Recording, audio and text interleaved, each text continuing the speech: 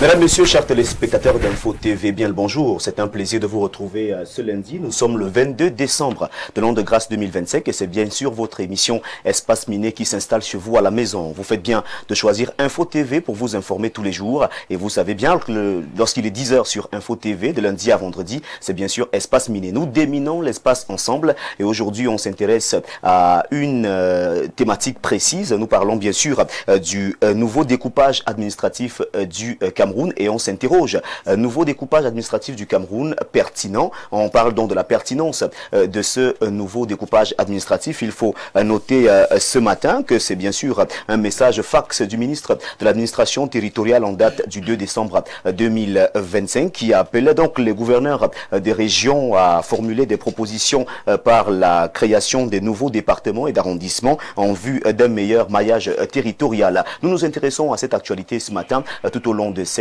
émission. Et comme vous le savez si bien, cette émission a bien sûr des petites parties qui permettent d'animer ce programme, notamment l'actu presse sera au rendez-vous et ce sera bien sûr avec Joseph Patrick Bala. La dénonciation n'est pas en reste ce matin. Alain Douk est déjà confortablement installé pour cette partie assez importante. L'analyse sera essentiellement consacrée à ce nouveau découpage administratif du Cameroun. Lorsque nous avons dit tout cela, mesdames, messieurs, c'est l'occasion pour nous d'accueillir nos invités qui répondent déjà présents sur ce plateau. Nous commençons par accueillir une dame. C'est une habituée des plateaux télé. Elle est sur le terrain politique. Elle est internationaliste. Elle répond à notre invitation ce matin. Elle est déjà confortablement installée. Florence Michel Dikoumé, bien le bonjour. Merci, bonjour. Et je remercie grandement Info TV pour l'amitié que Info TV me fait à m'inviter constamment sur ces plateaux.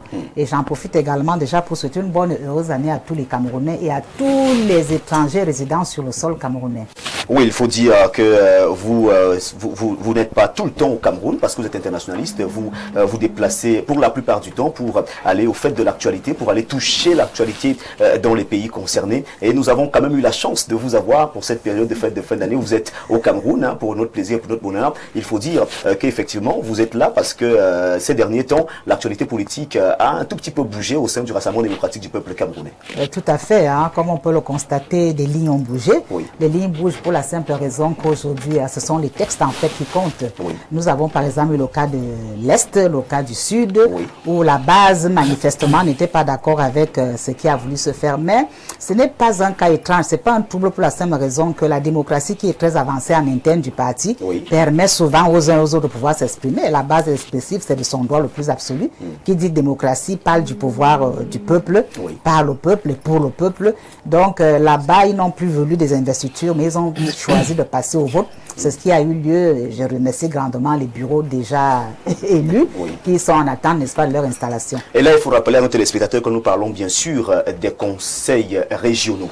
Merci de répondre présent ce matin. En face de vous, nous accueillons bien sûr un homme politique. Il est également directeur de publication. Il est d'ailleurs le directeur de la publication du journal La Vitrine. Ce journal qui...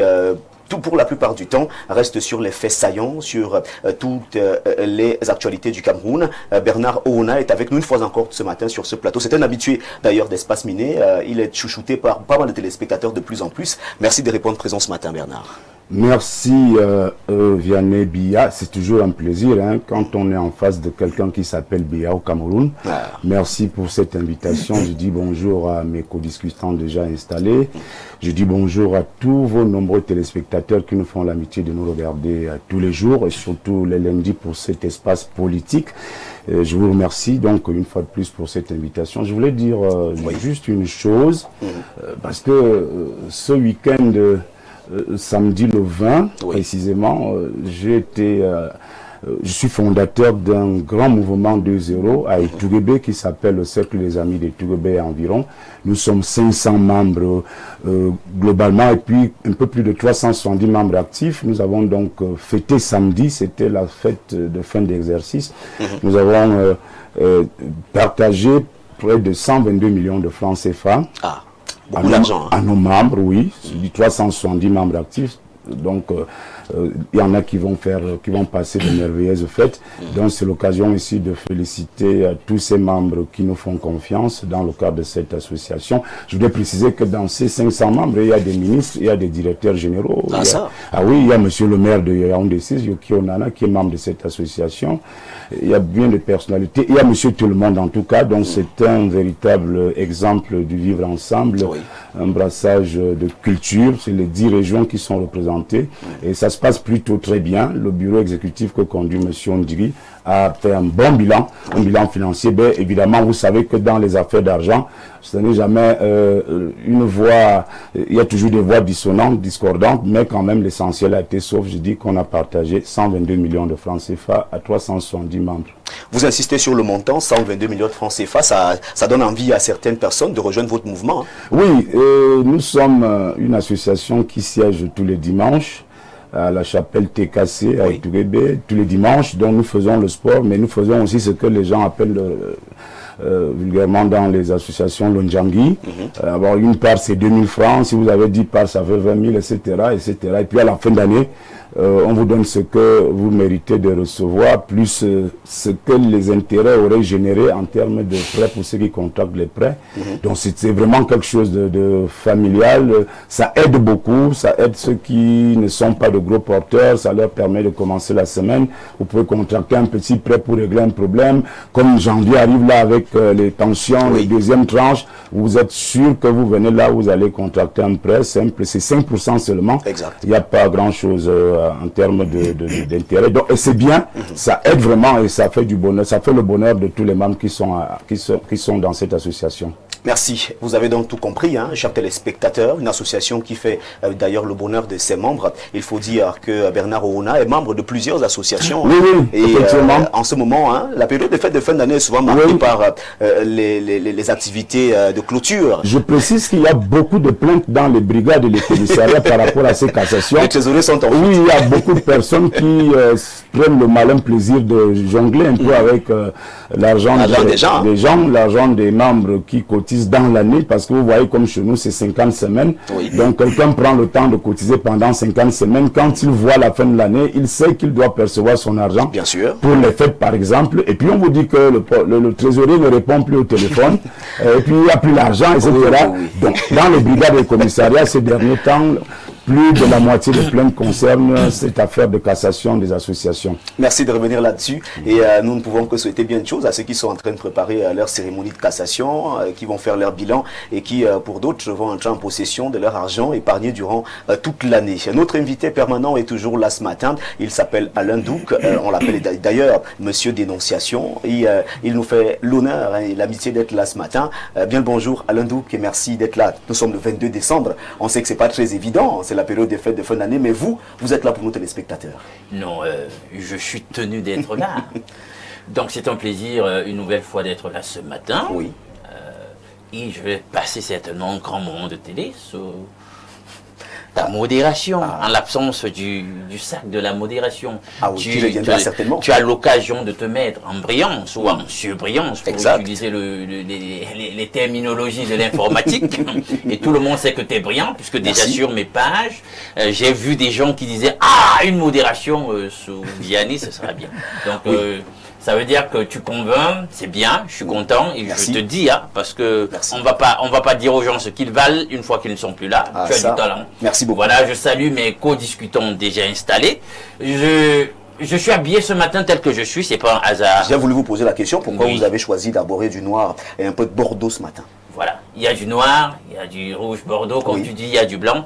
Ce sont les couleurs de la charte graphique de mon ouvrage qui est déjà imprimé. Exact. Voilà, et qui sort dans quelques jours, en tout cas officiellement, puisque je passe là-bas certainement en cet après-midi pour parler avec l'éditrice, Madame Christelle Noah, des contours autour de la communication et de la promotion, voilà, tout ce qui est inhérent à la sortie de cet ouvrage. Le titre est Argent.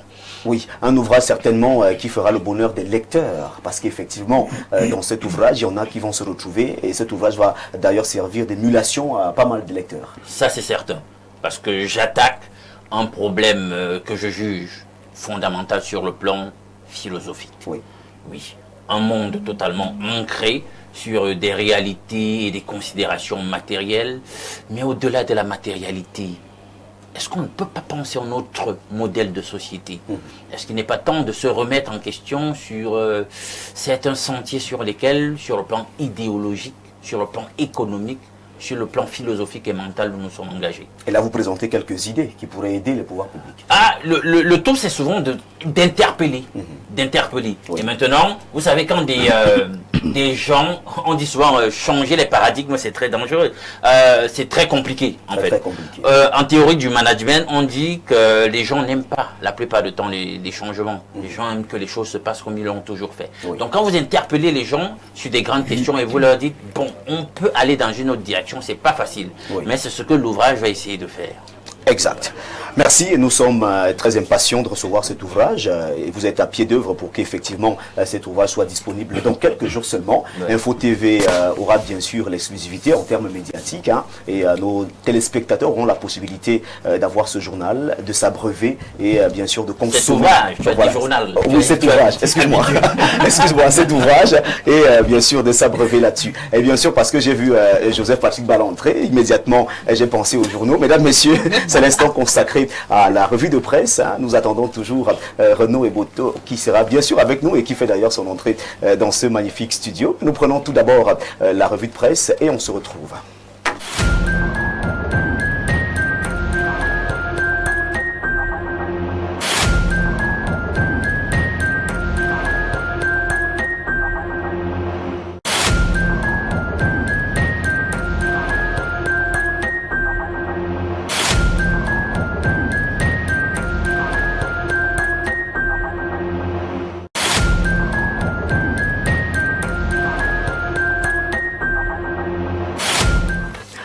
Eh bien, nous sommes de retour sur le plateau d'Espace Minier. C'est l'instant consacré à la revue de presse. Et bien sûr, nous accueillons celui qui va nous diriger en kiosque dans un court instant seulement. Il s'appelle Joseph Patrick Bala. C'est bien que vous le connaissez bien sûr sous une autre casquette, parce qu'on sait bien qu'il est un amoureux du sport. Et ce matin, il arbore la casquette de celui-là qui a fait le tour des kiosques très tôt le matin pour recueillir et sélectionner quelques journaux pour vous ce matin. Joseph Patrick Bala, bien le bonjour. Bonjour TVB, heureux de te retrouver ce matin. Bonjour à ton riche panel, Bernard Ouna. On n'oublie pas justement l'homme à la voix d'ange, le blanc du plateau. Bon, le plateau est couronné d'une dame, c'est Lumine. C'est très important le lundi pour bien débuter la semaine. Bien sûr. Eh bien, si vous êtes là, c'est bien sûr pour nous amener en kiosque. Alors, que disent les journaux ce matin, Joseph? Eh bien, les journaux vont nous conduire naturellement vers le journal Maison, celui de Dieudonné Mveng. On parle là d'Info Matin qui est en kiosque, qui s'intéresse à l'actualité, bien sûr. Il faut dire que le très sérieux quotidien Info Matin, qui a pour directeur de publication Dieudonné Mveng, consacre sa une de ce matin à la restructuration du projet de fer de Kout, avec un démarrage effectif dans 6 mois. Engagement pris d'ailleurs ce 19 décembre ici à Yaoundé par un consortium de sociétés internationales porté par Delta Ressources Cameroun. On va tout simplement dire que outre le démarrage imminent, il faut également savoir que la mise en production du gisement va permettre de recruter des jeunes diplômés camerounais. L'annonce a d'ailleurs été faite au cours d'une audience accordée aux responsables de l'entreprise par le MINMID par intérim, professeur Foucalustus Gentrui. On va rester donc dans cette actualité avec la riposte à présent qui en parle également de Maxime Yamben qui nous fait savoir ce matin et indique que le Cameroun accélère la mise en production du fer d'un coup et affirme de ce fait sa vision industrielle. Intéressons-nous au remaniement ministériel qui bloque justement ce remaniement. C'est la grande interrogation du journal Le Firmament de Parfait ici qui nous fait savoir que 2 mois après la proclamation officielle de l'élection présidentielle, c'était le 12 octobre dernier, le peuple continue d'attendre un nouveau gouvernement capable d'insuffler une nouvelle dynamique. Mais en attendant, nous fait savoir Parfait ici, ce suspense et ce statu quo constituent de freiner, bien sûr, entraînant un blocage au niveau de l'appareil de l'État, alors que tous les regards sont tournés vers le président Paul Biya, appelé à agir pour inciter la bonne marche de la nation. Que nous dit Jacques Blaise Mvier à présent? Eh bien, il nous dit tout simplement à travers son journal La Nouvelle, il revient bien sûr sur les dessous de la cabale contre le DG de la SIC qui, selon lui, subirait un acharnement médiatique en ce moment. Les détails sont à retrouver de la page 6 à la page 12. Jacques-Blaise Mvier consacre sa grande une de ce matin à Ferdinand Ngongo, qui est, selon lui, un symbole de loyauté et gardien du temple. Les pages 2 et 5 nous renseignent à suffisance. Restons dans l'actualité des hommes magnifiés, cette fois avec climat social de Mbombok Matip, qui ressort le mérite et l'exemplarité de certains hommes en 2025, à l'instar de Paul Biya, président de la République du Cameroun, et son épouse Blaise Moussa, le directeur général de la Camwater, mais surtout, et le classement est très illustratif, Dieudonné Mveng, président directeur général du groupe La Météo, qui regroupe les presses écrites, Info Matin et La Météo, plus Info TV. Climat social voit en lui un homme de résilience, un homme digne qui incarne le leadership médiatique au Cameroun. Il n'est d'ailleurs pas le seul, même le journal L'Homme Info en parle ce matin en qualifiant ce dernier de bâtisseur discret qui révolutionne le paysage médiatique du Cameroun. On parle à présent de détournement à la SNH avec le journal indépendant de Max Panjo qui, de la page 5 à la page 7, nous fait savoir que l'International Business Corporation SA, entreprise spécialisée dans la distribution des aciers et des métaux, a été victime d'un abus des biens sociaux sur fond d'affairissement. De népotisme, de trafic d'influence et de conflit d'intérêts. La razzia mafieuse de la bande à Bikoro, à l'eau, Antoine Essi, court toujours. Accusé, levez-vous, titre bien sûr le journal ce matin. On s'intéresse à présent à l'économie avec le journal Éco-Tidien qui nous fait savoir ce matin que le Cameroun subit en ce moment une hémorragie des ressources aurifères avec des exportations illégales massives qui privent le trésor public des revenus essentiels. On parle de 15 tonnes d'or sorties illégalement du Cameroun vers les Émirats Arabes Unis. Information contenue à la page 5. Le journal L'économie de Thierry Ekouti s'intéresse ce matin aux grandes loupées économiques de 2025. Thierry Ekouti nous fait savoir qu'au cours de l'année 2025, celle qui s'achève, plusieurs actions qui étaient inscrites dans le portefeuille des projets de l'État à l'heure du bilan des chantiers restent à parachever. Information contenue de la page 4 à la page 5. Un peu de société ce matin avec un Thierry qui en cache un autre. Il s'agit de Thierry Valère et son journal qui revient sur la cérémonie de remise des attestations à la 20e promotion de CPFF de Yaoundé 5. Thierry Valère nous fait savoir que Judith Thérèse Abena, marraine de la promotion de l'élite de Yaoundé 5, a félicité les lauréats 2022-2025 pour leur engagement tout en réaffirmant son soutien constant à la formation et à l'insertion socio-professionnelle et à l'épanouissement des femmes et des familles de l'arrondissement de Yaoundé 5. Le jour, Daman Mana nous fait savoir ce matin qu'une assurance maladie et accident sera désormais octroyée aux étudiants de l'université ou alors des universités d'État du Cameroun. Information contenue à la page 8. Le quotidien bleu parle également de sport et nous fait savoir qu'après 2027, la Coupe d'Afrique des Nations de football va désormais se disputer tous les 4 ans. Nous notons également que celle de 2025 au Maroc a été lancée hier avec le succès en ouverture du pays au 2-0. C'était face aux Comores. Terminons avec la vitrine qui nous parvient à l'instant, étant donné que son directeur de publication, Bernard Oona, est sur le plateau. Il nous balade au cœur des élections des présidents des conseils régionaux. Eh bien, le journal nous fait savoir que le Sud dit niet, une expression empruntée pour dire non à la dictature du comité central du RDPC.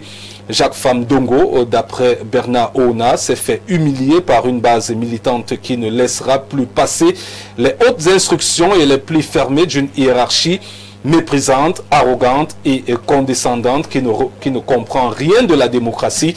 Le journal La Vitrine félicite également Katim Ba qui a osé braver ces turiféraires qui ne veulent rien lâcher.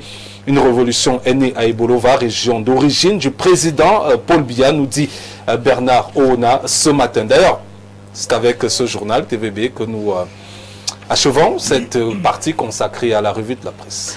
Merci Joseph Patrick Bala, JPB, pour cette revue de presse impeccable. Il faut d'ailleurs noter que vous avez évoqué pas mal de sujets lors de votre passage, notamment sur le plan politique, sur le plan économie et même sur le plan sportif avec la CAN qui a démarré du côté du Maroc. Merci d'être passé ce matin. Vous allez me saluer quelques directeurs de publication qui n'ont pas encore pris de congé mais qui continuent de nous permettre d'avoir des journaux, notamment Aman Mana du journal Le Jour, Emmanuel Mombok Matib de Climat Social, sans oublier Maxime Yamben du journal La Riposte et bien sûr un long info qui est également en kiosque. Il s'agit un long info. Un long info, c'est il faut dire qu'un long c'est un long info. Long c'est la mot fou. Oui. Là il faut avoir l'accent. Il faut avoir l'union info. Il faut avoir l'accent. Un long info. Voilà. C'est un peu compliqué quand même. Il n'a pas dit un long, il a dit un peu comme en français. Bon, moi je suis un peu comme Alain Douk, c'est un peu compliqué. Bon, je vais m'y atteler quand même. On va nous faire savoir qu'il y a également Cameroun Tribune. Que gère Marie-Claire Nana. Oui, avec les réformes de la fiscalité locale. Il faut bien sûr les accélérer. Nous fait savoir bien sûr le journal ce matin. C'est une actualité assez importante, une actualité particulière. Peut-être vous reviendrez dessus avec vos différents panélistes. Merci. Nous allons vous laisser retourner à la rédaction centrale. Vous préparez pour l'actualité sportive. Vous préparez également pour votre déplacement parce qu'il faut rappeler aux téléspectateurs que vous allez faire un tour du côté du Maroc.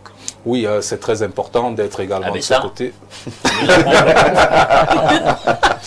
C'est très important d'être également de ce côté pour suivre la Coupe d'Afrique des Nations pour la chaîne Info Télévision. Beaucoup se demandaient ce que je fais encore ici ce matin. Non, j'irai le 28. Bien sûr, la date est là. Eh bien, bien le bonjour à ceux qui vous attendent déjà du côté du Maroc. Bien le bonjour à ceux qui nous regardent du côté du Maroc ce matin. Nous allons vous laisser retourner à la rédaction centrale. Merci, prenez soin de vous. Merci pareillement.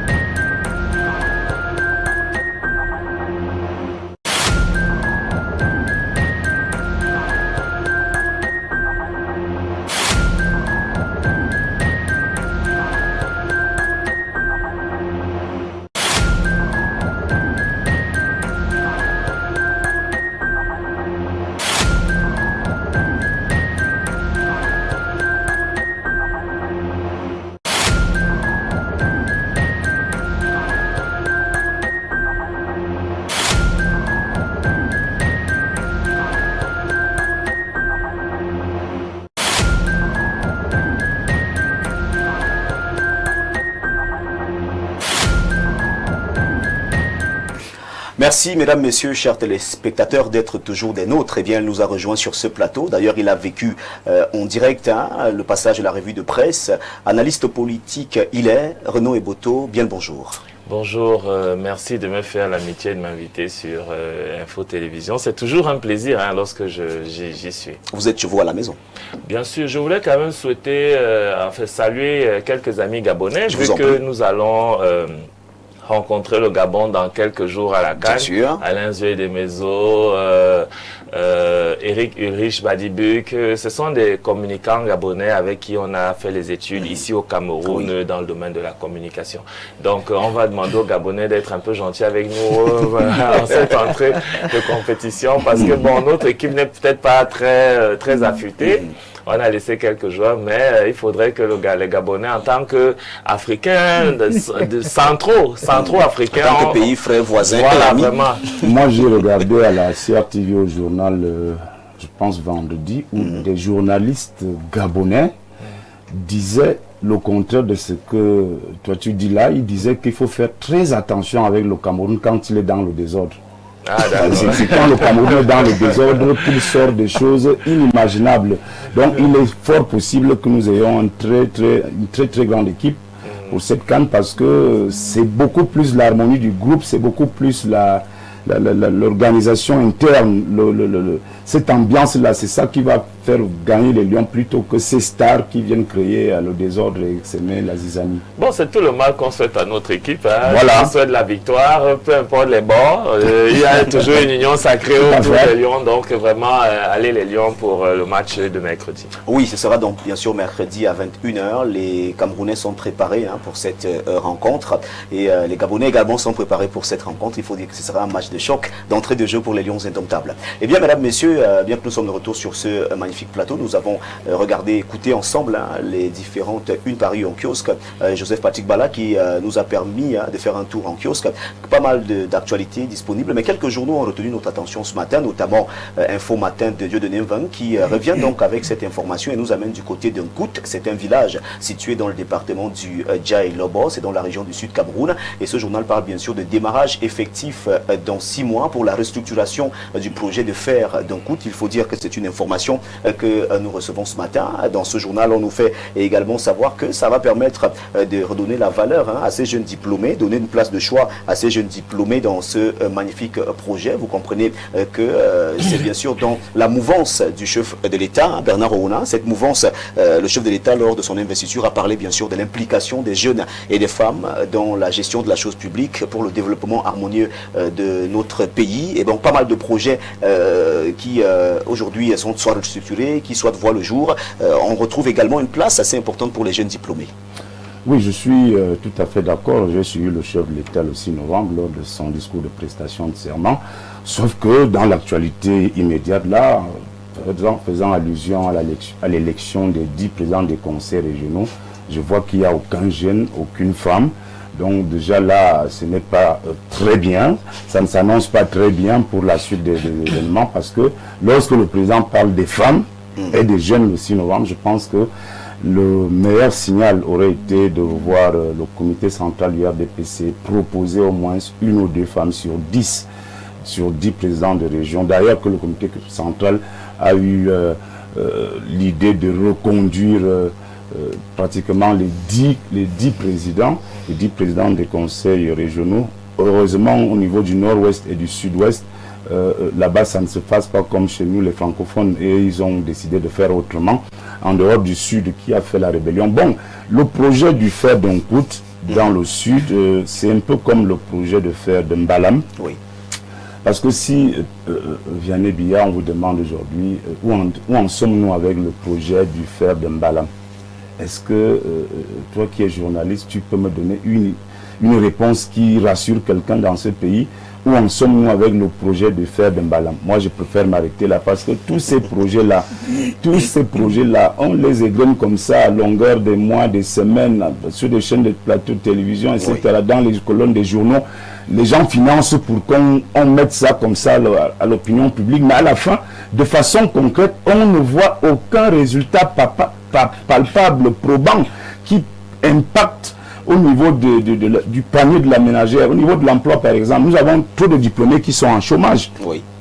Imaginez que ces projets étaient véritablement implémentés et qu'ils pouvaient, recruter la plupart de ces jeunes diplômés. Ce serait une bonne affaire, une bonne chose pour la lutte contre le chômage. Mais je pense que le dire ici, ce n'est pas condamner les pouvoirs publics, mais oui, interpeller ces pouvoirs publics à être davantage concrets parce qu'il y a trop de communication sur des projets parfois qui s'avèrent des éléphants blancs parce qu'au finish, on ne voit rien de concret qui apporte la plus-value à notre économie, qui apporte un changement dans le train quotidien des Camerounais qui souffrent parce que, il faut l'avouer, les Camerounais souffrent en ce moment parce que la vie est chère, la vie est devenue de plus en plus chère. Et même quand vous voyez la veille de fête de fin d'année, ce n'est pas l'effervescence habituelle. On sent que ce n'est pas vraiment ça. L'argent, il n'y a pas d'argent. Je vous ai parlé de 122 millions qu'on devait mettre dans les enveloppes le week-end passé dans mon association. Pour que vous compreniez ce qui se passe, c'est qu'on nous a donné de très vieux billets. Ce qui veut dire qu'il n'y a pas d'argent. Je suis allé au Trésor vendredi parce que le RDPC, quand j'avais fait mon dossier pour la candidature des conseils régionaux, on a le patriarche Simevuna dit qu'on ne pouvait pas prendre mon dossier, que je suis un militant assez particulier. Parce que si j'arrive là-bas, je risque de créer des problèmes. Qu'est-ce qui fait votre particularité? Parce que je dis les choses comme ça devrait l'être, comme je le dis comme ça. Alors, je suis donc allé à la trésorerie pour récupérer mes 50 000. Oui. Le TPG m'a dit qu'il n'y a pas l'argent. Donc, 50 000 sont partis. Depuis le 9 décembre, je vais là-bas pour récupérer mes pauvres 50 000. Jusqu'ici, vous une position que j'ai déposée. Non, on m'a demandé de faire la demande. Oui. J'ai fait la demande. On m'a demandé de faire la demande, j'ai fait la demande, mais le TPG a été, en fait, les collaborateurs du TPG ont été honnêtes en me disant que monsieur, il n'y a pas d'argent. N'allez pas le dire à la télé. Merci, mais vous l'avez déjà dit. Merci. Alors Michel Dikoumé, on parle bien sûr de ce projet, le projet du fer d'un coup, à côté des jeunes diplômés qui seront d'ailleurs recrutés dans ce projet qui s'étend sur une période de 6 mois. On parle d'un démarrage effectif dans 6 mois d'après le journal Info Matin qui est disponible en kiosque. Il faut dire qu'une autre information ressort bien sûr de cette rencontre tenue avec le ministre des Mines. On parle ici du financement total de la construction d'une école des mines, de géologie et de pétrochimie dans la région du Sud. Il faut dire que ce projet va donc non seulement permettre de donner de l'emploi aux jeunes, mais de construire une école d'envergure comme celle-là dans le Sud. Oui, tout à fait. Je crois même que monsieur Mvena allait au-delà. Hein.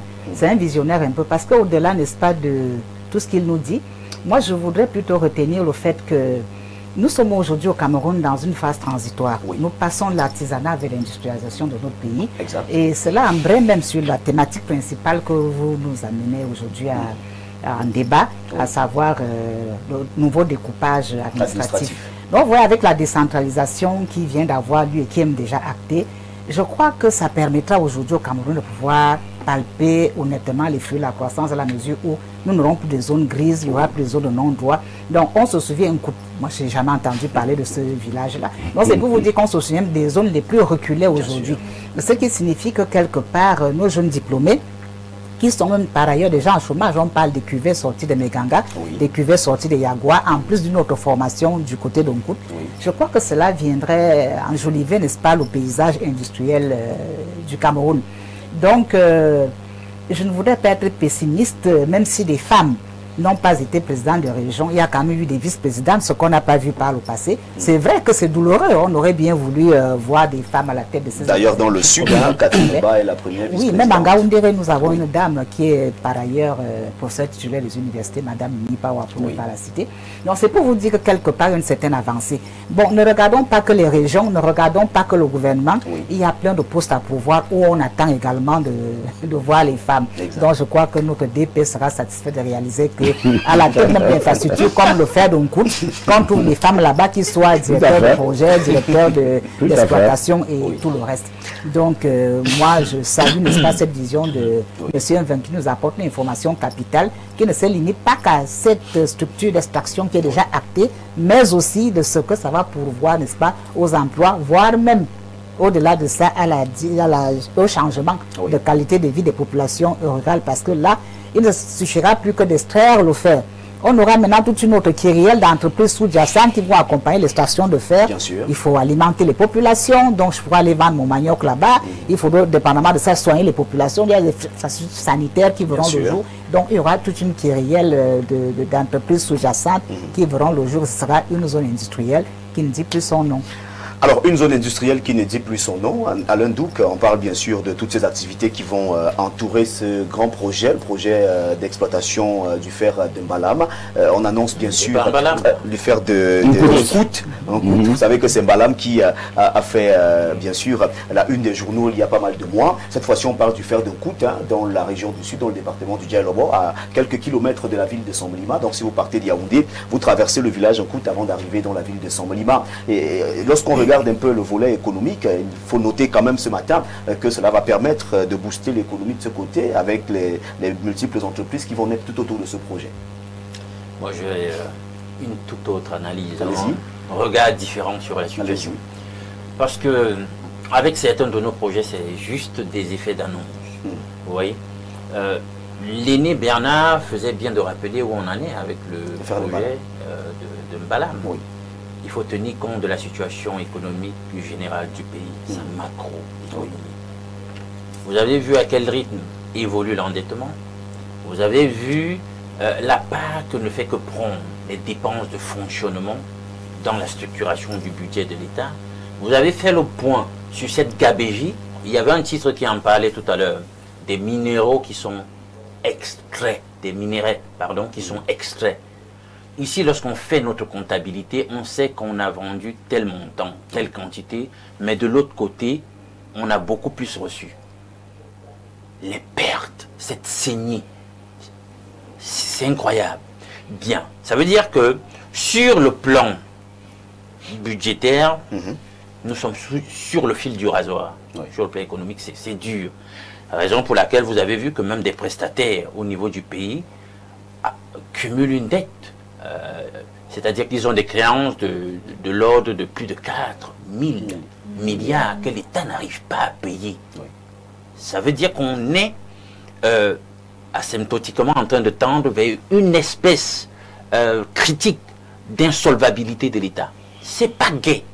Alors, moi, c'est pour cela que j'ai un autre regard sur ces projets. Il n'est pas question de dire, il y a un projet d'exploitation, de faire de tel. La structure financière du projet doit nous intéresser. Qui a mis l'argent? Parce que c'est l'homme qui a mis l'argent qui va beaucoup plus profiter du projet. Il faut ouvrir les yeux et commencer à comprendre les choses telles quelles. Si l'argent ne vient pas de nous, en fonds propres, il y a un problème. Ça veut dire que ceux qui vont tirer le plus de dividendes et de profit du projet, ce ne seront pas les Camerounais, ce ne sera pas l'État camerounais, ce seront ceux qui ont apporté leur financement. Il faut que vous le sachiez. Et la plupart du temps, dans la structuration du projet, vous allez voir que nous, on veut tirer parti de l'affaire au travers d'une certaine fiscalité. Mais c'est résiduel par rapport à ce qu'on peut gagner sur un tel projet. C'est ça le problème. Donc on se retrouve là à sortir d'un projet avec des miettes au niveau macroéconomique, sur quelque chose qui aurait pu nous profiter si c'est nous-mêmes, en tant que pays, en tant qu'État, qui s'assume financièrement, qui avions piloté totalement sur le plan financier le projet en question. Voilà le problème. Pour ce projet... Alors, il ne faut pas venir dire, on commence à faire des effets d'annonce, il y a un projet des... Non, c'est pas comme ça qu'il faut voir cette affaire. D'ailleurs, pour ce projet, Info Matin nous renseigne que c'est le consortium des sociétés internationales porté par Delta Resources Cameroun qui a donc pris l'engagement. Bien, vous voyez donc, si dans cette histoire, l'argent ne vient pas de nous, commencez à comprendre qui seront les plus grands profiteurs du projet. Et nous le savons, et Bernard aussi l'a relevé tout à l'heure, on connaît à quoi ressemble. Justement, quand il n'y a pas d'argent, vous n'allez pas recruter. Vous allez recruter comment? Vous allez même créer les écoles et les viabiliser comment? Ceux qui sont sortis des écoles de mines du Septentrion, la Marois et tout le reste là, vous en faites quoi? Ils sont en quartier. Moi j'ai fait quelques recherches sur la situation de la Sonamine entre temps. Est-ce qu'elle est reluisante? Elle est reluisante. Donc, vous voyez c'est totalement kafkaïen. Il ne suffit pas de faire le cumul de projet sur projet. Menez d'abord à bien un certain nombre de projets dans lesquels vous vous êtes investi. C'est de ça qu'il s'agit. Votre regard sur ce lancement, le démarrage effectif dans 6 mois, tel qu'annoncé par le journal Info Matin, qui a donc pu recueillir cette information et qui était là lors de l'entretien, lors de cette audience tenue du côté du ministère des Mines. À côté, il faut noter bien sûr qu'à côté de l'emploi des jeunes, à côté de la création du financement de l'école des mines dans la région du Sud, Alain Douc fait bien d'évoquer ce matin que nous enregistrons quand même pas mal de pertes lorsqu'on s'interroge sur la question qui est celle de savoir qui finance le projet. Donc celui qui finance le projet est celui qui aura certainement la plus grande part des revenus.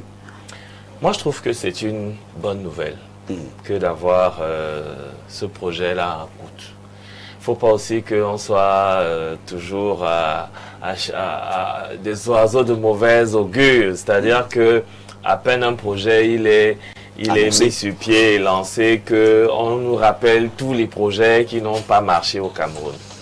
Moi, je voudrais dire qu'on voit bien qu'il y a une volonté du président de la République, son Excellence Paul Biya, de développer le secteur minier, l'extraction de nos ressources minières, pour pouvoir en faire des gains pour la jeunesse, pour le pays, etc. Mais l'on comprend très bien qu'il y a une main noire sur le Cameroun. J'en parle dans certains de mes romans. Vous savez que le Cameroun est une post-colonie. Ça, c'est connu. 70% de notre gouvernement, malheureusement de près ou de loin, ont été formés à l'occidental. Donc, pourraient être des VRP même de structures ou alors des multinationales occidentales. Donc, vous comprenez que certains de nos projets mis sur pied par le président sont souvent torpillés. On a l'impression donc qu'on avance à pas voiler en mettant sur pied un projet de ce côté qui est torpillé, de l'autre qui est torpillé, mais des choses sont quand même mises en place et on a l'impression que du jour au lendemain, lorsque la main noire sera levée, on pourra y voir une ossature qui a pris corps. Donc, vous savez que chaque pays a sa manière de réclamer ou de devenir complètement indépendant. Vous avez vu que du côté de l'AES, ces pays ont dit, allez, dehors, ils ont mis les pays occidentaux dehors de manière un peu brutale. Oui. Mais le style du Cameroun n'est peut-être pas le même. C'est-à-dire que le Cameroun a un style un peu particulier où on évolue peut-être à pas de sénateurs, on y va avec beaucoup de prudence, mais on a quand même le sentiment, pour ceux qui suivent de près, que les choses sont faites. Quand on nous parle de la dette du Cameroun n'est pas si insurmontable que ça. Hein. Il y a des pays plus endettés. La Côte d'Ivoire est plus endettée. Le Sénégal est plus endetté. Hein. On a découvert ça tout récemment là. Donc, une bonne partie du Sénégal a caché sa dette. C'est maintenant qu'on découvre. C'était même un scandale au Sénégal. Les gens sont descendus dans la rue pour ça. Donc, c'est pour dire que la situation économique du Cameroun n'est pas si critique que ça. Oui. D'ailleurs, on annonce même que le chef de l'État aurait libéralisé le secteur, même parce qu'on est toujours dans les ressources minières, aurait libéralisé le secteur donc du pétrole. Et donc désormais, les marketeurs camerounais ont la liberté de pouvoir importer le pétrole camerounais, et le PDG donc de Neptune Oil, qui est le président de ces marketeurs là, aurait décidé donc de passer des contrats donc avec la raffinerie de Dangote pour nous faire venir le pétrole directement du Nigeria, en attendant que la Sonara puisse commencer à raffiner son pétrole. Oui. Ce qui risquerait justement de faire descendre un peu le prix du litre du pétrole. Donc il ne faut pas que les gens soient pessimistes. Nous sommes en fin d'année, hein? Oui. Et en fin d'année, on annonce des choses gaies. Il ne faut pas que les gens soient toujours tristes. Donc, c'est vraiment, il faudrait vraiment qu'on ne transmette pas de l'amertume à nos téléspectateurs en ce matin, en leur disant que non, ce pays, vraiment, c'est l'enfer, vraiment, il ne faut pas. Non, il y a de belles choses qui sont en train d'être faites. Il faudrait juste que le remaniement ministériel, parce qu'on va finir par en parler tout le temps, viennent donc nous débarrasser de certains responsables qui ne nous tirent que vers le bas, parce qu'il y en a qui nous tirent vers le bas. Je vous ai dit, même dans le gouvernement, notre gouvernement n'est pas homogène, hein, il est hétérogène. Donc, il faudrait qu'on nous débarrasse de cela, qu'on nous mette des gens qui peuvent permettre au pays d'avancer et que la vision, donc, finalement, du chef de l'État soit suivie. Et je termine justement par cette affaire du Sud, hein, avec les élections régionales. Les élections régionales, pour moi, c'était un très beau signe de démocratie. C'est-à-dire que... Au sein du RDPC. Au sein même du RDPC. Parce que 80% de l'intelligence du Cameroun, qu'on le veuille ou pas, est dans le RDPC. Donc, c'est même de là que doivent partir les mouvements démocratiques au Cameroun. Donc, vous avez vu que au sein du RDPC, le pli fermé dont on parle est venu sans le nom du président sortant. Déjà, parce que la base a grogné. Donc, d'une manière ou d'une autre... Oui. Oui, le pli fermé est venu sans son nom parce que la base a grogné et la base a estimé qu'il ne voulait plus de ce président sortant. Et donc, le pli fermé vient avec un nom d'un monsieur de la vallée du Thème parce qu'il était question donc d'équilibrer en contentant aussi ceux de la vallée du Thème. Sauf que le conseil régional étant logé dans l'Anvila, les gens de l'Anvila ont estimé qu'ils en ont marre de ce Ndjaye Lobo. Hein? Mais j'étais là-bas, je ne parle pas de ce que je ne connais pas. Ils ont estimé qu'ils en ont marre du Ndjaye Lobo, ils veulent que ça reste dans l'Anvila et c'est ce qui s'est passé. Celui qui est là est donc de l'Anvila, vrai ou faux? Gervais Eric Ndo. Voilà. Alors merci, hein, très rapidement. Il y a quelque chose que Renaud a dit sur laquelle je veux revenir. Vous savez, moi, je ne suis pas à l'église. Je ne suis pas à l'église ici pour vendre l'espoir. Ça, c'est... Bon, je veux croire que le slogan du parti qu'il essaie de défendre, c'était de vendre l'espérance. On a dit que c'était le septennat des espérances. Moi, je ne suis pas à l'église. Moi, je ne suis pas le défait. Oui. C'est-à-dire que quand ça ne va pas, vous décrivez les faits, vous dites voilà la situation. Et il faut être malhonnête intellectuellement pour ne pas reconnaître que sur le plan économique, actuellement, sur le plan financier, ça ne va pas. Donc si vous voulez vous en tenir simplement aux critères de convergence donnés par la CEMAC, tant qu'on est en deçà de 70% d'endettement par rapport au PIB, non, ça va. Alors que le Camerounais, chaque jour, est misérabilisé. Alors que vous, l'État, vous n'arrivez pas à respecter vos engagements vis-à-vis des opérateurs économiques camerounais. Vous êtes supposé les aider à se maturer pour dynamiser le système économique, puisque c'est eux qui portent le système économique. Il y a un problème. Vous n'allez pas venir me dire de vendre l'espoir pendant que moi je vois les faits et je ne peux pas en parler. Non, je parle des faits. Les faits, c'est que ça ne va pas. Nous avons la situation de la Sonara. La situation de la Sonara. On a imposé sur chaque litre des produits, des hydrocarbures, une taxe que nous payons. On a déjà cumulé depuis 2019. Personne ne nous fait le compte rendu de cet argent. Et comment, depuis 2019, on n'arrive pas à évoluer dans la résolution de ce projet-là? Il faut combien? On vous accorde quoi? Un centenaire, un siècle pour que le problème soit résolu? René Boto voudrait tout simplement que l'on puisse également saluer les efforts qui sont déployés. Oui, mais les faits sont là. Ils sont pas dire que ça ne va pas. Ça ne veut pas dire que la situation est catastrophique. Merci. Alors, Michel, nous restons sur cette actualité, mais vous allez nous dire un mot sur les conseils régionaux. Sur les marchés internationaux.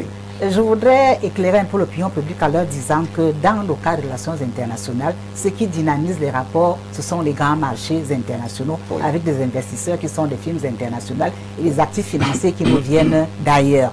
Donc, le Cameroun ne vit pas en autarcie. Nous sommes dans ce vaste engrenage de relations internationales. Il me souvient que lors du conflit commercial sino-américain, j'avais réalisé que la plupart des sociétés américaines que je voyais n'étaient que des filiales chinoises installées aux États-Unis. Voilà. C'est l'affaire Huawei en fait qui vient déclencher tout ça pour qu'on réalise qu'en fait, il y avait déjà la 5G et que les autres n'étaient pas pour que la Chine prenne les devants. Donc c'est pour vous dire que quand nous sommes dans un pays à revenu intermédiaire comme le Cameroun, si nous n'avons pas d'attrait pour pouvoir faire venir des investisseurs, nous sommes appelés à mourir. Et quand ces investisseurs arrivent, ils viennent avec quoi?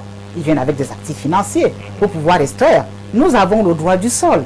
Nous avons l'employabilité qui est une effectivité. Et nous avons également la fiscalité venant de ces entreprises qui pourraient quand même bourrer nos trésors publics, même si ce n'est pas à 100%, si c'est même à 50, 40%, 45%, c'est déjà quelque chose. Ça nous sert à quoi de garder nos minerais pour nous, sans technologie, sans exploitation? C'est pour faire quoi? Nous avons intérêt, n'est-ce pas, à nous vendre d'une certaine manière. Mais nous imposons une chose, c'est que lorsque ces choses arrivent, qu'on ne soit plus qu'un commerçant de matières premières, qu'on puisse extraire ici, produire, passer déjà à 2 phases de transformation afin que cela ne sorte du pays, permettant ainsi qu'il y ait des emplois, qu'il y ait la création des entreprises. Le problème, c'est qu'on ne dynamise pas et on ne donne pas une chance à suffisance au marché financier local. Il faut bien remarquer ça. Nos spécialistes de valeur du trésor, est-ce qu'on leur accorde assez d'opportunités en ce sens de s'impliquer eux-mêmes dans le financement de l'économie? Vous allez voir que la plupart du temps, c'est là où naît la querelle. On a l'impression qu'on a affaire à des 5e colonnes ici qui passent le temps à vouloir extravertir tout ce qui se passe dans l'économie au travers des importations. C'est la corruption. Lorsqu'on voit l'or sortir de manière illégale, les qui font sortir de l'or, ce ne sont que des Camerounais qui se livrent à ça. Alors si on stoppe, l'équipe gouverne. Et souvent on a vu des financements étrangers arriver ici. Là, après, on s'est rendu compte qu'au final, c'était même des Camerounais qui avaient pris les prêts. Il faut souvent faire attention. On ne sait même pas, peut-être ce sont des Camerounais qui sont en train de venir avec ce type de financement-là. Merci. Ne restons pas longtemps sur ce sujet. Merci. Alors, j'ai voulu qu'on revienne sur l'élection des présidents des conseils régionaux, des 10 régions. Nous avons vu l'actualité qui a fait bouger les lignes. Nous avons bien sûr vu que dans certaines régions, telles que la région de l'Est, la région du du Sud, il y a eu ces mouvements qu'on a observés. Le mot du comité central n'a pas été accepté dans ces deux régions-là. Les électeurs ont demandé à passer aux urnes pour élire eux-mêmes leur président. Qu'est-ce qui s'est réellement passé du côté du Rassemblement démocratique camerounais? Je vous interpelle parce que vous êtes d'ailleurs, vous faites partie des communicants du RDPC et vous faites bien d'être avec nous ce matin. Non, déjà, parlant de démocratie, je vais vous dire que cela date de 88. Oui. Lorsque nous avons des primaires dans la Mézam, oui. Et à cette époque-là, nous avions eu deux challengers, Feni John Fundi oui. et le feu Achidi Achou. Donc les deux qui étaient cousins faisaient partie de la même section, il fallait challenger. Tout est parti à cette époque lorsque le chef de l'État lui-même avait implémenté la démocratie en interne et nous disait de nous préparer à la concurrence. C'était d'abord à l'interne même du RDPC. C'est pourquoi tantôt je vous disais que la démocratie à l'intérieur du RDPC est reconnue. À la seule différence qui peut arriver, que pour une raison ou une autre, la hiérarchie procède par investiture. Pourquoi? Nous avons aujourd'hui la notion de développement local. Souvent, on peut trouver un homme ressource qui représente mieux les populations, oui. Indépendamment de ce que les populations attendent. Parce que souvent, elles se contentent du pain, elles se contentent de la sardine, mais on cherche quelqu'un qui pourra, n'est-ce pas, apporter un développement plus efficient, histoire de toucher même les populations les plus reculées. Oui. Mais souvent, les militants ont leur désirata qui vont à l'encontre de ce qu'on attend. Bon, dans le cas du Sud, ce n'était pas ça exactement. Dans le Sud, en fait, c'était une répartition en fait politique. Oui. Quand vous regardez, nous avons deux ministres, comme il vous l'a dit, qui sont originaires de l'Anvila. Alors, il fallait trouver quelqu'un venant, n'est-ce pas, de la vallée du Ndem pour équilibrer. Mais à la seule différence que l'Anvila n'a plus accepté de ça. Le Djé-Lobo non plus. On a voulu qu'à la tête de la région, il y ait soit quelqu'un du Djé-Lobo, soit quelqu'un, parce que c'est l'Anvila en fait qui sortait, la vallée du Ndem, qui était présidente sortante. Donc c'est pour vous dire que là-bas, on a refusé l'investiture, on a procédé au vote. Vous avez vu que le président national lui-même, lorsqu'il y a eu des troubles, à un moment donné, il fallait appeler les procédures. L'ordre est venu du président national d'arrêter et de reprendre le lendemain à 10 h. C'est ce qui a été fait. Les conseillers ont plébiscité le vote et tout le monde est passé au vote. C'est pour dire que c'est une expression, la base, qui est reconnue par la hiérarchie du comité central. Ce n'est pas un tort, c'est ça aussi l'expression démocratique. Donc ça s'est vu ailleurs, même à Bertois. Ça a été ça, les gens ont voulu reconduire leur bureau. On a permis qu'ils reconduisent le bureau. Donc c'est pour vous dire que généralement, les décisions viennent de la base par des consultations. Mais souvent, il peut arriver que les consultations ne soient pas du goût de la hiérarchie. On vous envoie par pli fermé le nom de quelqu'un d'autre. Simplement, quand la personne ne fait donc pas consensus, ne fait pas chorus, oui. On estime qu'elle ne représente pas bien les populations sont libres d'estimer qu'elles ne se reconnaissent pas à travers celui qu'on a envoyé. Et bien sûr, du côté de la région du Sud, celui qu'on a envoyé, c'était quand en fait, ce n'était pas du désordre, c'était une expression démocratique qui a eu lieu dans le Sud ainsi qu'à l'Est. Bernard Ouna, vous avez parlé de dictature du comité central, oui. Votre journal, oui. La vitrine. Je crois que je ne vais pas mettre Madame Dikoumé mal à l'aise. Oui. Je voudrais qu'elle sache que personnellement, j'ai occupé toutes les fonctions à la base au sein du RDPC, de président de cellule, à vice-président de section, président de sous-section, président de comité de base, à Yaoundé. Oui. Quand j'insiste à Yaoundé, c'était avec Basile Lema, c'est pas dans les zones rurales très éloignées, je dis à Yaoundé. Alors, je voudrais dire qu'au sein du RDPC, effectivement, en 88, le président a ouvert, a donné la chance aux militants de base de pouvoir s'affirmer à travers le vote. Mais il faut qu'on se le dise, Vianney Biya, oui. Il faut qu'on se le dise, le RDPC ne connaît rien de la démocratie. Le RDPC est un parti fermé à la démocratie. Le président national a dit lors d'un congrès qu'il faut que le RDPC s'arrime à la modernité. La modernité ici, il faisait allusion à la démocratie. Madame Dikoumé, on n'a jamais consulté quelqu'un à la base au sein du RDPC. On n'a jamais consulté. Les hommes d'appareil de ces partis ont pris le parti en otage. Ils en ont même fait un comptoir colonial où tout s'achète et tout se vend. Tout le monde le sait. Le secteur général actuel a des conseillers que je ne peux pas désigner ici, tout le monde les connaît.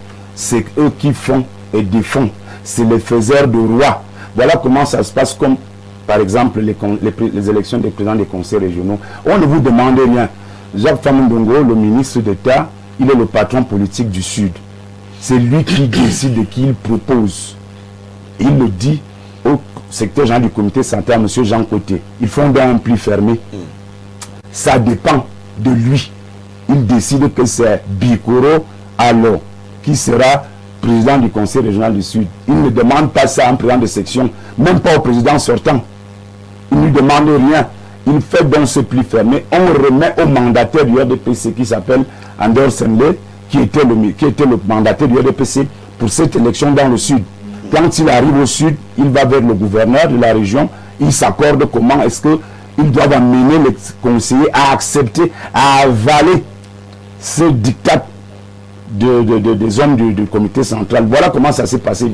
Entre-temps, les gens vous disent que c'est le président national qui a... puisque pour le cas du Sud, le président national est intervenu. Le président national est intervenu à travers son petit frère Pierre Meba, qui est le père de Cathy Meba. Parce que comme les gens voulaient dire dans la salle, à l'hôtel Bengo, que à Monti, le DCCD va te passer le DCC là pour le président, dit que, les conseillers ont dit, il n'y a pas de coup de fil là. On passe au vote.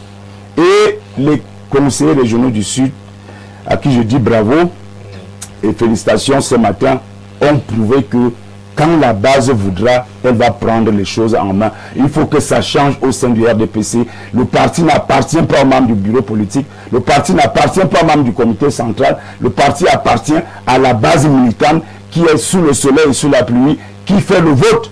Et c'est pour ça que je vous dis que même le 12 octobre, beaucoup de militants du RDPC, dépassés par les événements, abusés, frustrés, ont décidé de sanctionner le président national du RDPC. C'est pour ça que vous avez eu le résultat que vous avez eu. Donc, nous, on croyait que la hiérarchie de ce parti a pris acte des messages issus des urnes le 12 octobre. Malheureusement, l'élection des conseils régionaux nous démontre que personne n'a pris en compte les messages issus des urnes le 12 octobre. Et il faut que le président national prenne ses responsabilités, parce que si les gens vont continuer à jouer avec le parti comme ça, quelque chose de plus grave va arriver lors des élections de 2026 municipales et législatives attendues. Ça sera plus compliqué si le RDPC ne prend pas conscience de ce qu'il y a lieu de faire. Merci. Alors Renaud Eboto, on parle bien sûr de cette situation au sein du Rassemblement démocratique du peuple camerounais. Tout à l'heure, vous avez évoqué le terme démocratie. Est-ce qu'on peut vraiment parler de démocratie au sein de ce parti? Lorsqu'on voit les événements. Non, il y a la démocratie. Pourquoi est-ce que les Camerounais sont comme ça? Moi, je voudrais plutôt féliciter les populations de la région du Sud. Pourquoi? Parce que souvent, il y a une certaine opinion qui laisse penser que le Sud est une région soumise. Ça veut dire que, comme là-bas, ils votent à 100% le chef de l'État, ça veut dire que ce sont des bénis oui-oui. J'espère qu'ils ont bien vu que ce n'est pas le cas. C'est-à-dire que le Sud est même une des régions au Cameroun, si vous vous souvenez de l'histoire, parce que beaucoup ont parlé d'histoire ici, en Foulassi, on se rappelle que c'est de là que part, on écrit l'hymne national du Cameroun. Oui, à Foulassi. Foulassi, pas loin de Saint-Mélima, il me semble. Donc, une partie de l'intelligence du Cameroun a commencé dans le Sud. Avec les Samuel Minkion Bamba, avec les Jamafam, etc. Il faut qu'on s'en souvienne. On a eu de grands hommes et de grands intellectuels venant de la région du Sud. Et c'est toujours le cas. Pour prendre le cas du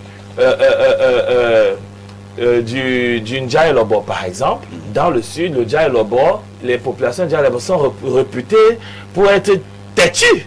Dans le Ndjaye Lobo, on ne s'amuse pas n'importe comment. Vous ne pouvez pas venir faire n'importe quoi, comme ça se passe peut-être dans la ville là, vous voyez, à Ibolova, c'est une ville un peu plus cosmopolite, mais Saint-Mélima, les choses ne se passent pas là-bas comme vous pensez. Hein.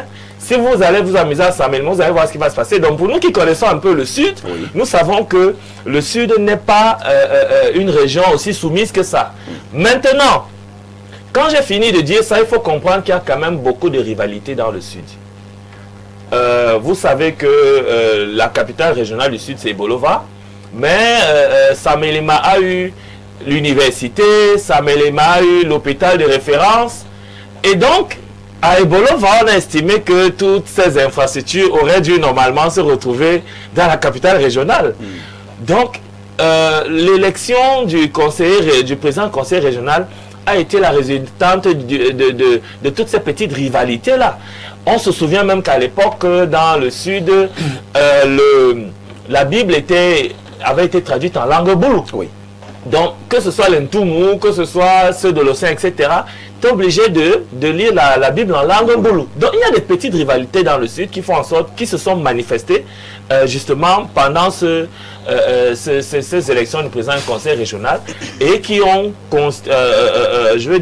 qui nous ont permis donc d'assister à ce beau moment de démocratie parce que c'est la base qui a rejeté le pli fermé et la base a décidé qu'il y ait élection et le sommet du parti a validé donc les désidérata de la base. C'est la démocratie.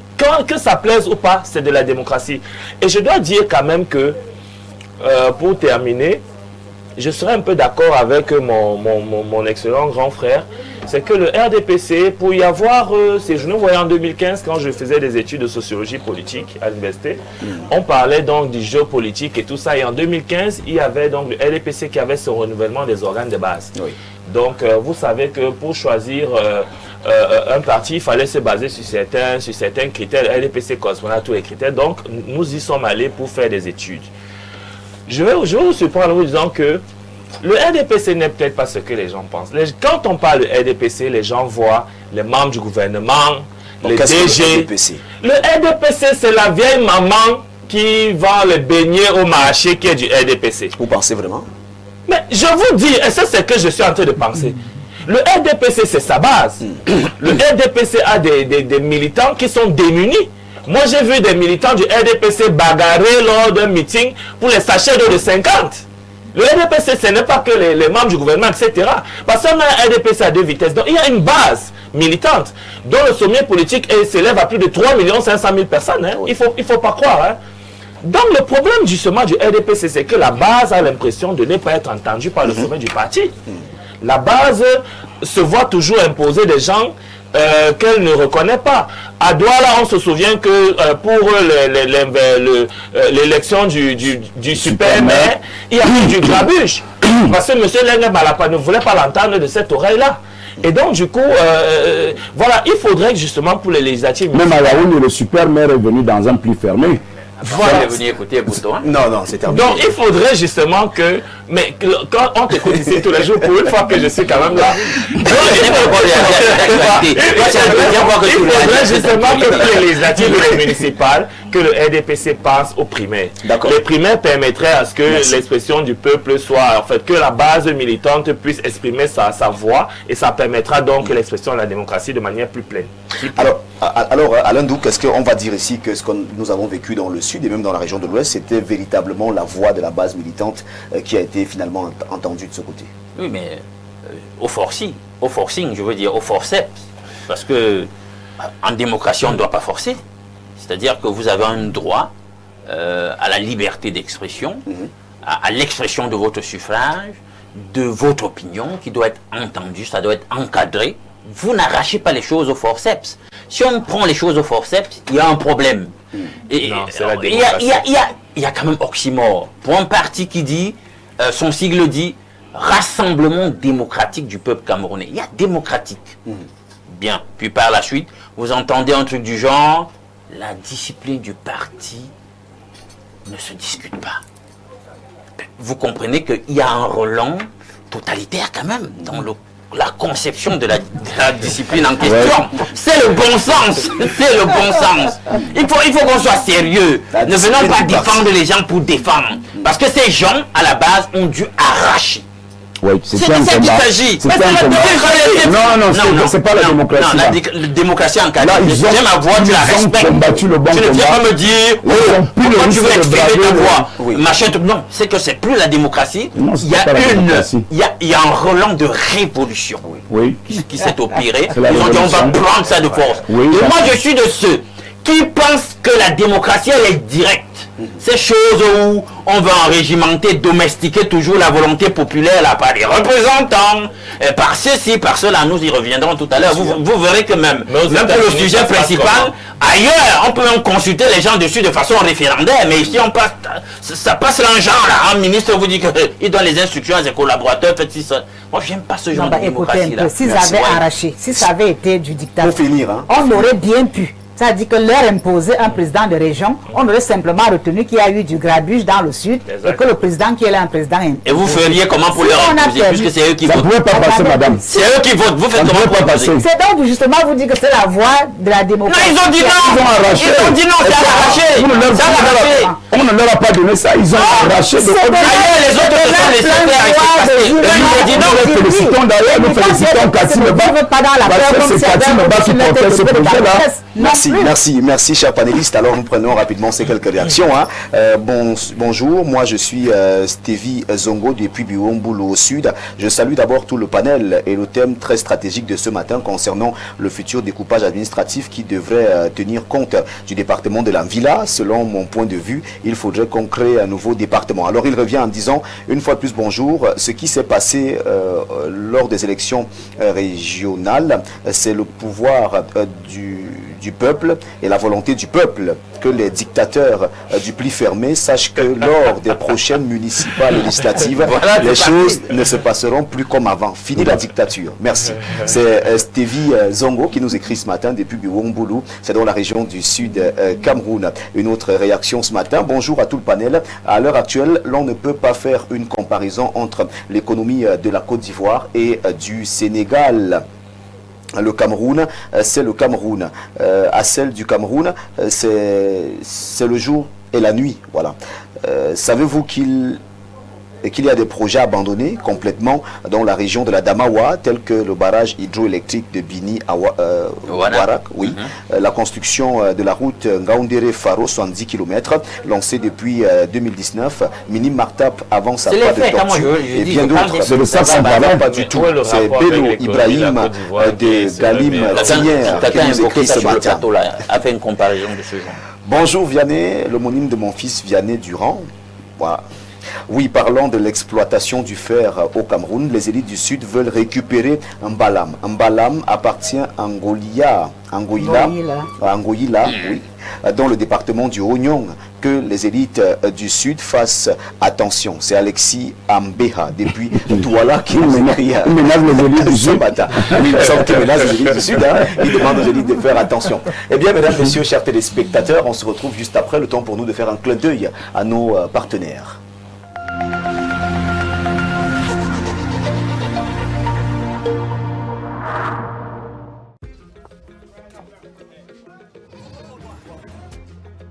Excuse-moi, je suis arrivée.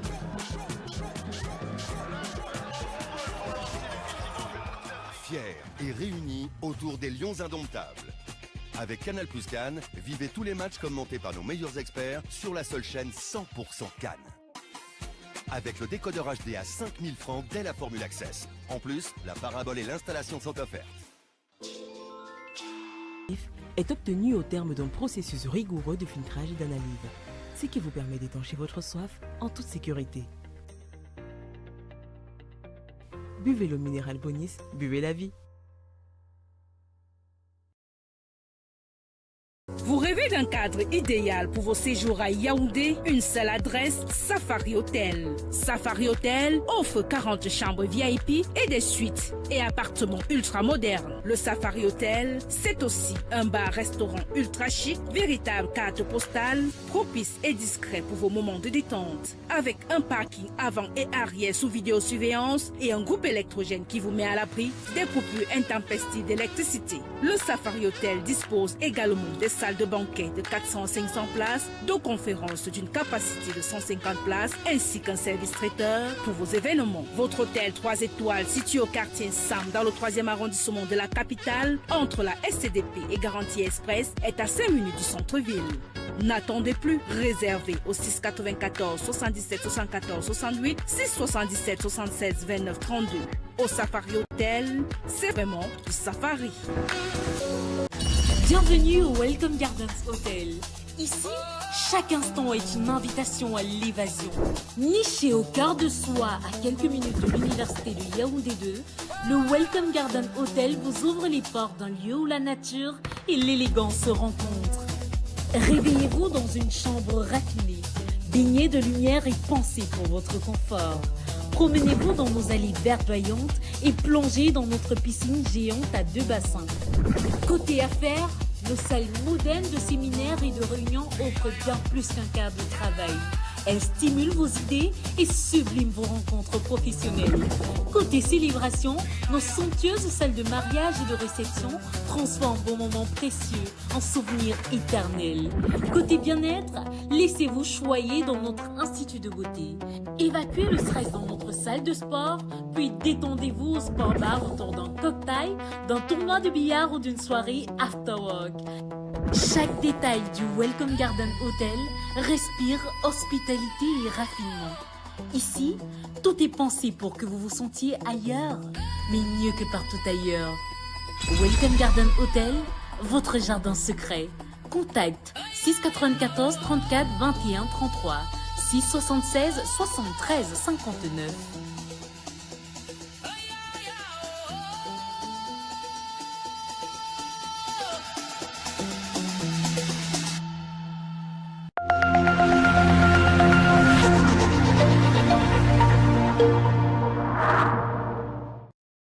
Eh bien, merci à vous, chers téléspectateurs, pour votre fidélité qui reste et demeure imbattable. Nous sommes encore avec vous ce matin pour cette émission que vous aimez bien, Espace Miné. Et donc, nous faisons un clin d'œil à nos partenaires. Vous avez d'ailleurs écouté quelques publicités il y a un moment seulement. Et nous accueillons donc sur ce plateau Lema Kouma, cet herboriste chercheur que vous connaissez bien et qui nous présente une fois encore ce matin quelques produits qui feront le bonheur de pas mal de personnes. Vous nous regardez en ce moment, on dit habituellement qu'un homme bien portant est un malade qui s'ignore. Merci donc à Lema Kouma d'être avec nous ce matin. Bien le bonjour et bonne fête. Merci encore de l'amitié que vous me faites ce matin en m'invitant sur votre magnifique plateau, Bia.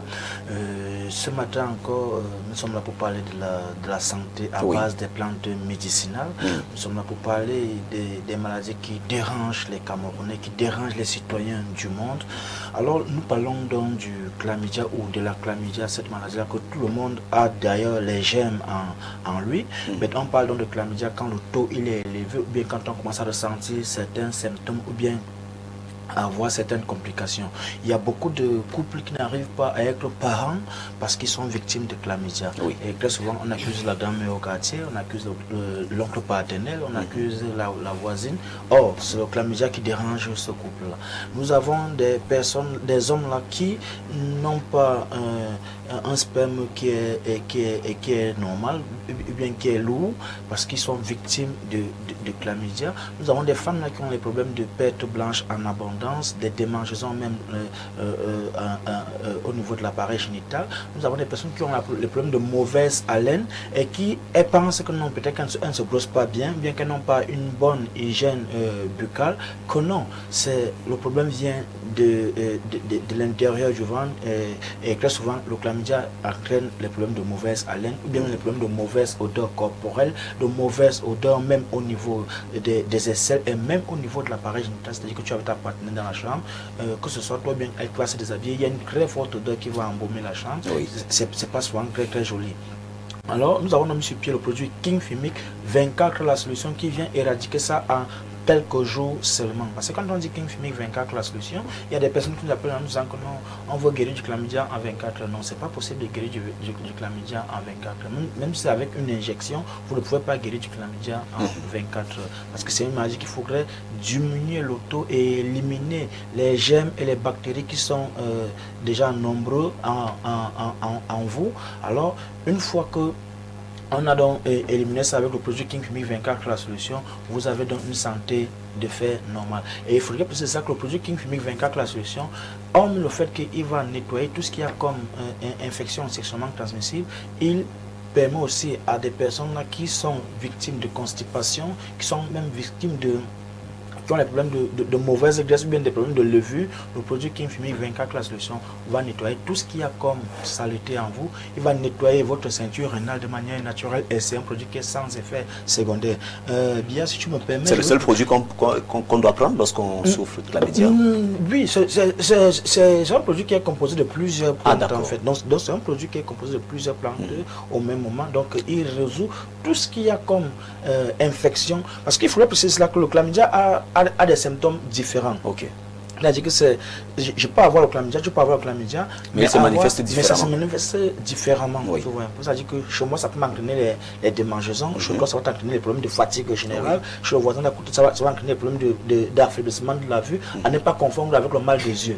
Parce qu'il y a affaiblissement de la vue et le mal des yeux qu'il ne faut pas confondre. Nous avons des personnes qui ont des problèmes de chute de cheveux, qui sont victimes de chlamydia. Elles se disent peut-être qu'elles n'ont pas un bon cuir chevelu. Elles vont acheter des huiles, des crèmes, des baumes pour appliquer sur alors que le mal est interne. Le mal, il est en interne. Je disais longtemps que si tu me le permets, allez-y. Je vais encore parler du produit Open Sex, ce produit-là qui permet aux hommes d'avoir la taille normale. Ces hommes-là qui ont des problèmes de taille, nous avons ici là, le moyen format et le grand format. Il faudrait préciser ça que c'est le même produit, c'est juste les quantités qui diffèrent. Donc il y a 3 formats en réalité, juste que je ne suis pas venu avec le petit format. Nous avons le grand format, il y a le grand format qui augmente entre 4 et 6 centimes d'augmentation, il y a le moyen format qui augmente entre 2 et 4 centimes d'augmentation. Cela c'est pour appliquer directement sur la partie concernée. Et le sachet que je tiens en main, on va placer ça en infusion, on va boire un verre matin, un verre soir, et ça va permettre donc ça va donc faciliter le process du développement de l'appareil génital. Et je ne terminerai pas encore ce matin sans alerter encore les parents qui ont cette mauvaise habitude de pratiquer la circoncision précoce chez leurs enfants. Chers parents, c'est pas une bonne habitude, c'est pas une bonne pratique, bien que certaines personnes disent que non, c'est une pratique ancestrale. Non, c'est pas toutes les pratiques ancestrales qui sont bonnes. Il y a des pratiques ancestrales qu'il faudrait bannir parce que c'est pas toutes pratiques ancestrales qui sont bonnes. Sinon, on va donc faire la promotion de l'excision. Parce que très souvent, des gens m'appellent pour me dire que non, quand tu parles de la circoncision précoce, ça veut dire que tu es en train de parler de X ou bien de Y. Non, on ne parle pas de X ou bien de Y, on parle de manière générale. Là, nous sommes tous d'accord que l'excision n'est pas bonne. Alors si nous sommes tous d'accord que l'excision n'est pas bonne, nous sommes tous d'accord que la circoncision précoce n'est pas aussi bonne parce que c'est l'une des causes principales du petit appareil génital chez les messieurs. Alors chers parents, il faut vraiment arrêter cette pratique, comme je l'ai dit. Et vous qui avez des enfants de 12 ans, 13 ans, 14 ans, jusqu'à 18 ans, 19 ans, et que vous constatez que l'appareil génital de votre enfant est anormalement petit, venez à Plante de Vie pour que cet enfant ait une taille acceptable, une taille normale. Alors, et vous, chers parents, vous qui êtes déjà âgés 80 ans, 95 ans, et vous estimez que vous n'avez pas eu une vie sexuelle normalement épanouie du fait que vous ayez un petit appareil génital, venez à Plante de Vie avoir une taille selon votre convenance. Bien. Merci Plante de Vie, merci les Makouma. Alors si je peux très rapidement avoir, vous avez parlé d'un produit King Fimic 24 King Fimic 24 la solution. Il coûte combien ce produit? Il a la portée de tous, il coûte juste 15 000 francs. 15 000 francs, c'est le prix des fêtes? C'est le prix des fêtes, parce qu'en principe on le vend à 25 000, mais comme ce sont les fêtes, on le fait à 15 000 francs seulement pour que tout le monde puisse fêter normalement. Parce qu'il faudrait bien qu'on se nettoie, pour qu'on nettoie au gros intestin, parce qu'on sait que ça va manger fort, ça va secouer fort, et qu'on ait un rein vraiment, comme on dit, la danse du rein. Eh bien, vos numéros de téléphone ont été affichés au bas Bien évidemment, Yaoundé, nous sommes situés en Kolindongo, Carrefour, peut-être à l'immeuble Baïga Center, face maison du parti ou maison de la femme. Là, nous sommes situés à la Cité des Palmiers, derrière le lycée de la Cité des Palmiers, et Aquanor, ancien hôtel Madiba, lieu dit église Salem. Bien avant de partir, je vais encore dire à tes téléspectateurs que le produit Rhumatox, il est toujours disponible pour ces personnes qui sont victimes de rhumatisme, d'arthrose, de nerfs sciatiques et même de la goutte. Vous qui avez les problèmes de mal des os ou bien des articulations qui font mal, venez prendre votre produit Rhumatox. Le Rhumatox, ce n'est pas une pommade, c'est un produit en poudre qu'il faut boire. Merci d'être passé sur le plateau d'Espace Miné sur Info TV. Merci également à nos téléspectateurs qui sont toujours avec nous. Vous restez connectés, on se retrouve juste après.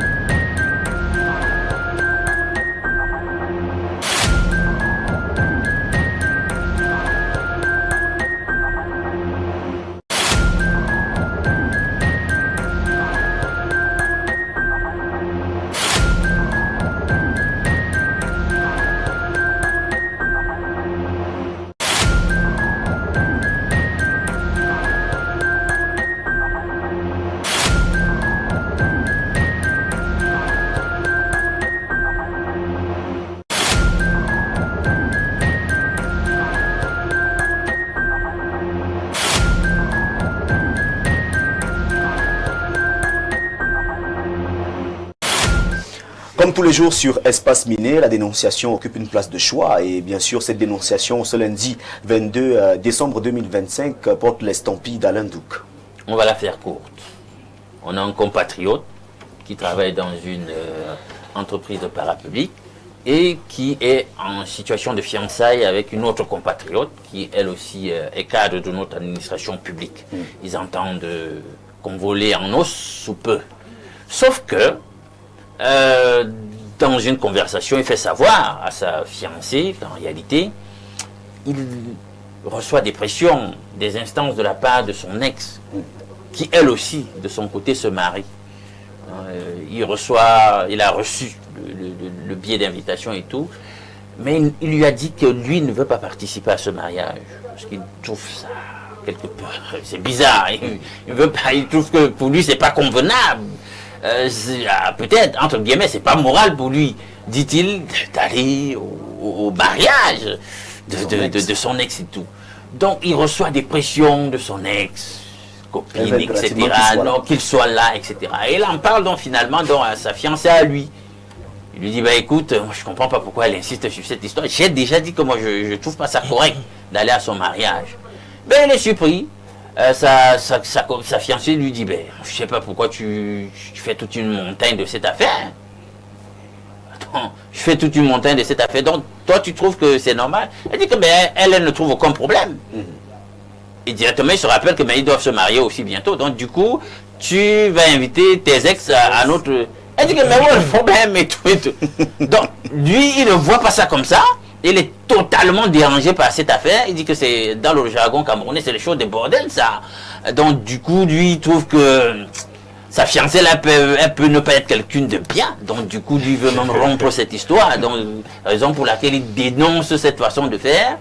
Et il espère trouver conseil au travers de des différentes contributions de nos téléspectateurs et du plateau.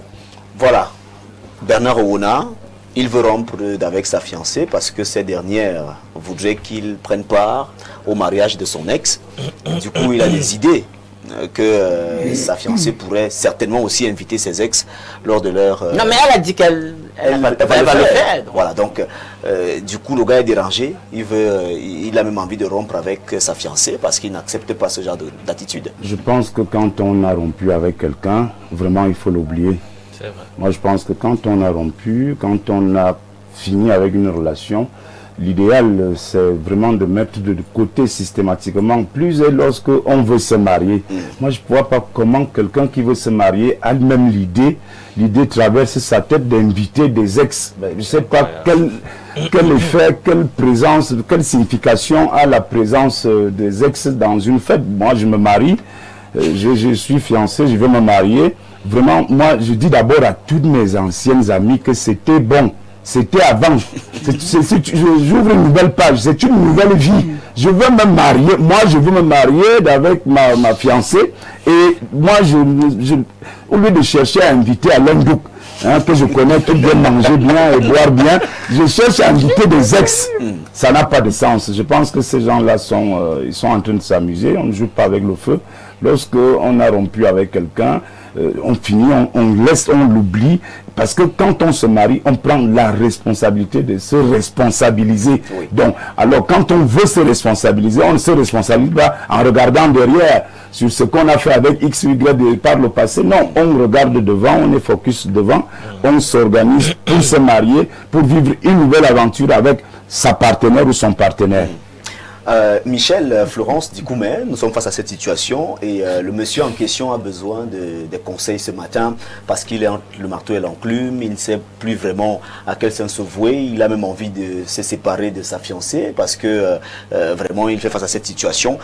Comment comprendre ici que son ex met autant de pression et sa fiancée dit bon, il n'y a pas de problème, il faut partir? Non. Comme disait déjà mon panéliste, quand on veut faire sérieux, soyons sérieux. Le passé reste le passé. D'autant plus qu'on est déjà soi-même fiancé, on partage sa vie avec quelqu'un. Quand il y a une cérémonie dans la famille de l'ex, s'il vous a interpellé, vous allez. Mais si vous réalisez qu'il y a quelqu'un d'autre qui a déjà pris possession, mais vous reculez. Pourquoi vous allez troubler Vous troublez les gens pourquoi? Faites ce que vous pouvez faire en tant que peut-être ami, et puis vous reculez, vous laissez l'espace à celle ou celui qui est déjà là. D'autant plus que vous-même vous partagez votre quotidien avec quelqu'un d'autre. Le passé reste le passé. L'entraide peut coexister. On n'est pas devenus des ennemis. Vous avez une situation, je peux vous venir en aide et vice-versa. Mais j'estime si vous quand avez même, une cérémonie dans votre famille, il peut venir? il ne peut pas venir, mais il peut m'aider. Ah, ok. Moi, je peux venir, je vous aide. Mais si je réalise que l'espace est miné, comme la chère émission, oui, moi je respecte justement cet espace-là, j'aide et je recule. Vous voyez, non, on peut s'entraider, on n'est pas devenus des ennemis, la vie ne s'arrête pas parce qu'on n'est plus ensemble. Beaucoup plus les femmes, on voit souvent les femmes qui reviennent souvent dans les foyers, dans les anciens foyers. Non, non. Est-ce que les raisons par exemple, pour lesquelles... si le monsieur a perdu sa mère, elle vient là, elle vient travailler. Non. Si le monsieur a perdu sa mère, moi j'apporte ma contribution. Si je constate qu'il y a quelqu'un, je rentre. Je peux donc vous aider à faire tout le reste si jamais je réalise que vous êtes seul et si je n'ai pas d'engagement ailleurs. Mais si j'ai déjà un engagement ailleurs, je respecte celui avec lequel je suis. Il est partant pour que je vous aide, je contribue et puis je rentre chez moi. Je n'ai pas à venir à investir l'espace. Pourquoi mettre les autres mal à l'aise? Et puis il y a une autre question que je veux poser. Est-ce que les raisons pour lesquelles vous avez quitté le monsieur ont été arrangées jusqu'ici? Si vous réalisez que c'est toujours le même individu, comment vous pouvez revenir à vos vomissures? Vous avez abandonné, vous partez, il n'y a pas de raison que celle-là invite le monsieur à son mariage. Il n'y a pas de raison que la fiancée demande à son époux d'aller et qu'elle aussi pourrait. Je crois que quelque part, il y a un manque de sérieux. Et le monsieur a intérêt à se mettre à réfléchir, à se poser réellement la question de savoir avec qui est-ce qu'il évolue. Alors Renaud Eboto, face à cette situation, un conseil pour ce compatriote qui ne sait véritablement plus quoi faire. Il regarde désormais sa fiancée d'un œil, c'est assez compliqué pour lui. Moi, je suis très inquiet par les jeunes femmes d'aujourd'hui. C'est-à-dire, je suis vraiment très inquiet. Je me demande si les mamans, leurs mères, ont vraiment réussi leur éducation, notamment l'éducation au mariage. Parce qu'à l'époque, je parle sous le contrôle des aînés, il y avait toute une école du mariage. Ces jeunes aujourd'hui disent habituellement que c'était avant. Oui, c'était avant, mais on s'est rendu compte que c'est les vieilles marmites qui faisaient les bonnes sauces. C'est ce qui se passait avant qui était bien. C'est-à-dire que aujourd'hui, il y a une banalisation du mariage. J'ai l'impression que les mamans, le modernisme est venu les trouver et n'ont pas inculqué les bonnes valeurs à leurs filles. C'est-à-dire on les a élevées comme des bonnes femmes, de bonnes épouses qui devraient avoir à la maison ménagère une certaine aisance financière, de certains gadgets, notamment les robots, mixeurs, etc. Que lorsque tout ça n'est pas réuni, donc on va vers un mariage beaucoup plus pour la sécurité financière que pour d'autres raisons. Il y a une banalisation de l'infidélité. C'est le deuxième problème que je vois dans cette affaire-ci, parce que l'ex est plus dangereux pour le mari ou le futur mari qu'un nouvel homme qu'elle va rencontrer. Parce que l'ex, lui, c'est un terrain conquis. Il a déjà connu, il sait comment faire pour la pâter, etc. Donc, c'est incongru d'aller à un mariage et d'inviter son ex. Ça n'a même pas de sens. Une femme qui pense ça a déjà nourri dans son esprit une envie d'infidélité future. Peut-être même pendant la cérémonie. Parce que vous savez que pendant la cérémonie, la mariée se change souvent 2, 3, 4 fois. Et souvent, elle disparaît pendant 30 minutes. On ne sait même pas ce qu'elle fait. Parfois, le mari est assis, il attend. Le mari est là, il est assis, il attend. Il boit, lui aussi, comme il jette des coups d'œil vis-à-vis des jolies dames dans la salle, ne se rend pas compte que son épouse a déjà mis 45 minutes sans revenir dans la salle. Certainement avec son ex. Et les ex sont là. Je ne sais pas si vous voyez un peu dans quel foutoir on se retrouve. Non, moi, je crois que pour faire sérieux, ce monsieur doit interdire de manière stricte à son épouse, sa future épouse, de venir d'inviter ses ex à son mariage. Si elle s'entête, il doit rompre ce mariage, tout simplement. Le mariage ne doit pas avoir lieu. Vous ne pouvez pas aller vous marier avec vos ex dans la salle, ce n'est pas normal. Merci. Alain Douk, certainement un mot, vous n'allez pas partir comme ça, sans donner quelques conseils à ce compatriote qui est vraiment dans une situation très, très, très compliquée. Et qui se voit déjà dans la salle, il va surveiller tous les hommes qui seront là parce qu'il ne sait pas qui est l'ex de sa femme. Il ne faut pas en arriver là. Et je pense que pour l'heure, il a déjà emprunté la bonne dynamique, ce gars. Il est assez charismatique. Oui. Vous n'avez jamais suivi des anecdotes des femmes là, des mariés qu'on passe à la casserole même le jour des noces? Non? Oui, j'en connais. Comment? Mais c'est ça qu'on vient de dire. C'est incroyable. En fait, dès que le gars a commencé à dire que lui, sur le plan de son éthique, n'est pas d'accord avec ça, elle aurait déjà dû mentalement rétro-pédaler et non même plus affirmer que pour elle et tout. Parce qu'elle voit que le gars, mais attends, on fait pression sur lui, lui il reste campé sur sa position, il dit que ce n'est pas normal, lui ne trouve pas ça correct et il ne va pas aller à cette cérémonie. Mais elle se met totalement à contre-pied de ce que son fiancé pense. Certainement, elle se disait qu'elle va le gagner, qu'elle va le convaincre, mais là, ça produit plutôt l'effet inverse. Absolument pas. Et lui, il reste campé sur sa position. Il trouve que il y a quelque chose d'unique dans cette façon de faire là. Donc, les filles d'aujourd'hui, elles sont ce qu'elles sont. C'est lamentable. Et vraiment, on ne peut pas arriver à un tel niveau de banalisation. Vraiment.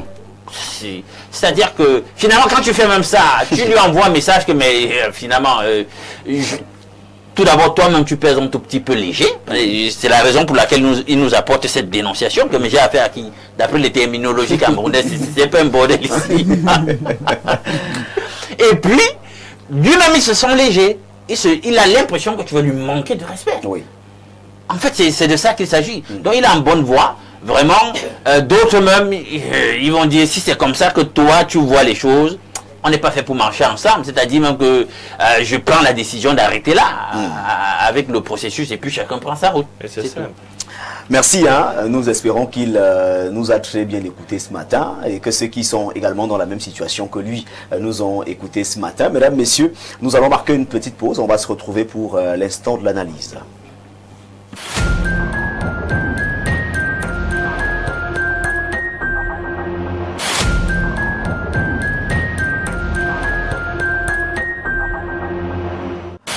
Nouveau découpage administratif du Cameroun, pertinent, on s'interroge. Vous savez qu'il y a quelques semaines seulement, c'était bien sûr le 2 décembre 2025, le ministre de l'administration territoriale a donc, par un message fax, appelé les gouverneurs des régions à formuler des propositions pour la création de nouveaux départements et de nouveaux arrondissements en vue d'un meilleur maillage du territoire. Eh bien, on revient donc avec cette actualité ce matin et Alain Douk, d'entrée de jeu, on parle bien sûr de ce nouveau découpage administratif. Il faut d'ailleurs noter que pour le moment nous avons 10 régions, nous avons 58 départements et nous avons 360 arrondissements au Cameroun. Aujourd'hui la question se pose, nouveau découpage administratif du Cameroun, est-ce que c'est véritablement pertinent cette proposition qui a été faite? On pourrait le voir, en tout cas avec les lunettes de ceux qui ont l'initiative de la manœuvre et se dire qu'il y a des raisons, somme toute, avec une apparence de cohérence et de pertinence pour lesquelles ils veulent procéder à ce nouveau découpement. Pourquoi? Parce que les raisons, je cite ici les raisons qui sont avancées, évoquées, c'est qu'il faut rapprocher l'administration des administrés. Il faut impulser d'une certaine façon la dynamique de la décentralisation déjà amorcée. Il faut essayer, si je peux me permettre la néologie, infrastructurer les zones les plus reculées, parce que justement avec le nouveau découpement, on va créer des nouvelles unités, des administrateurs doivent s'installer, donc un certain nombre d'infrastructures aussi doivent être installées, etc. Donc ça permet un certain maillage qui n'est pas seulement administratif, mais qui sera aussi donc qui aura son corollaire d'implantation infrastructurelle. Donc, il y a donc quelques avantages, apparents avantages à la manœuvre. Mais cependant, on peut questionner cela. Vous savez, il y a par exemple, on le disait tout à l'heure en off, elle parlait du Mbam. Et je pense qu'on le disait tout à l'heure, beaucoup pensent dans le Mbam, qui est mon département d'origine, que le Mbameki, Mbam-Inubu, ces deux départements, à eux seuls, devraient constituer une région. Ce sont les départements qui appartiennent à la région du centre. Du centre. Donc, il y a des arguments que les gens avancent pour plaider en faveur d'un tel découpement. Mais on devrait un temps soit peu s'arrêter et se poser les bonnes questions.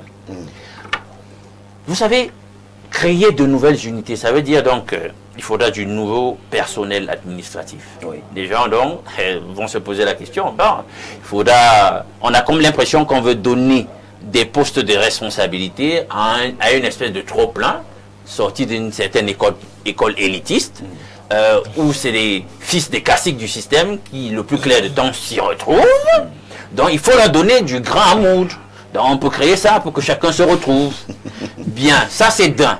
Maintenant, vous voyez qu'avec ça, ça met une pression. Ça va grever le budget, qui n'est pas déjà en bonne santé.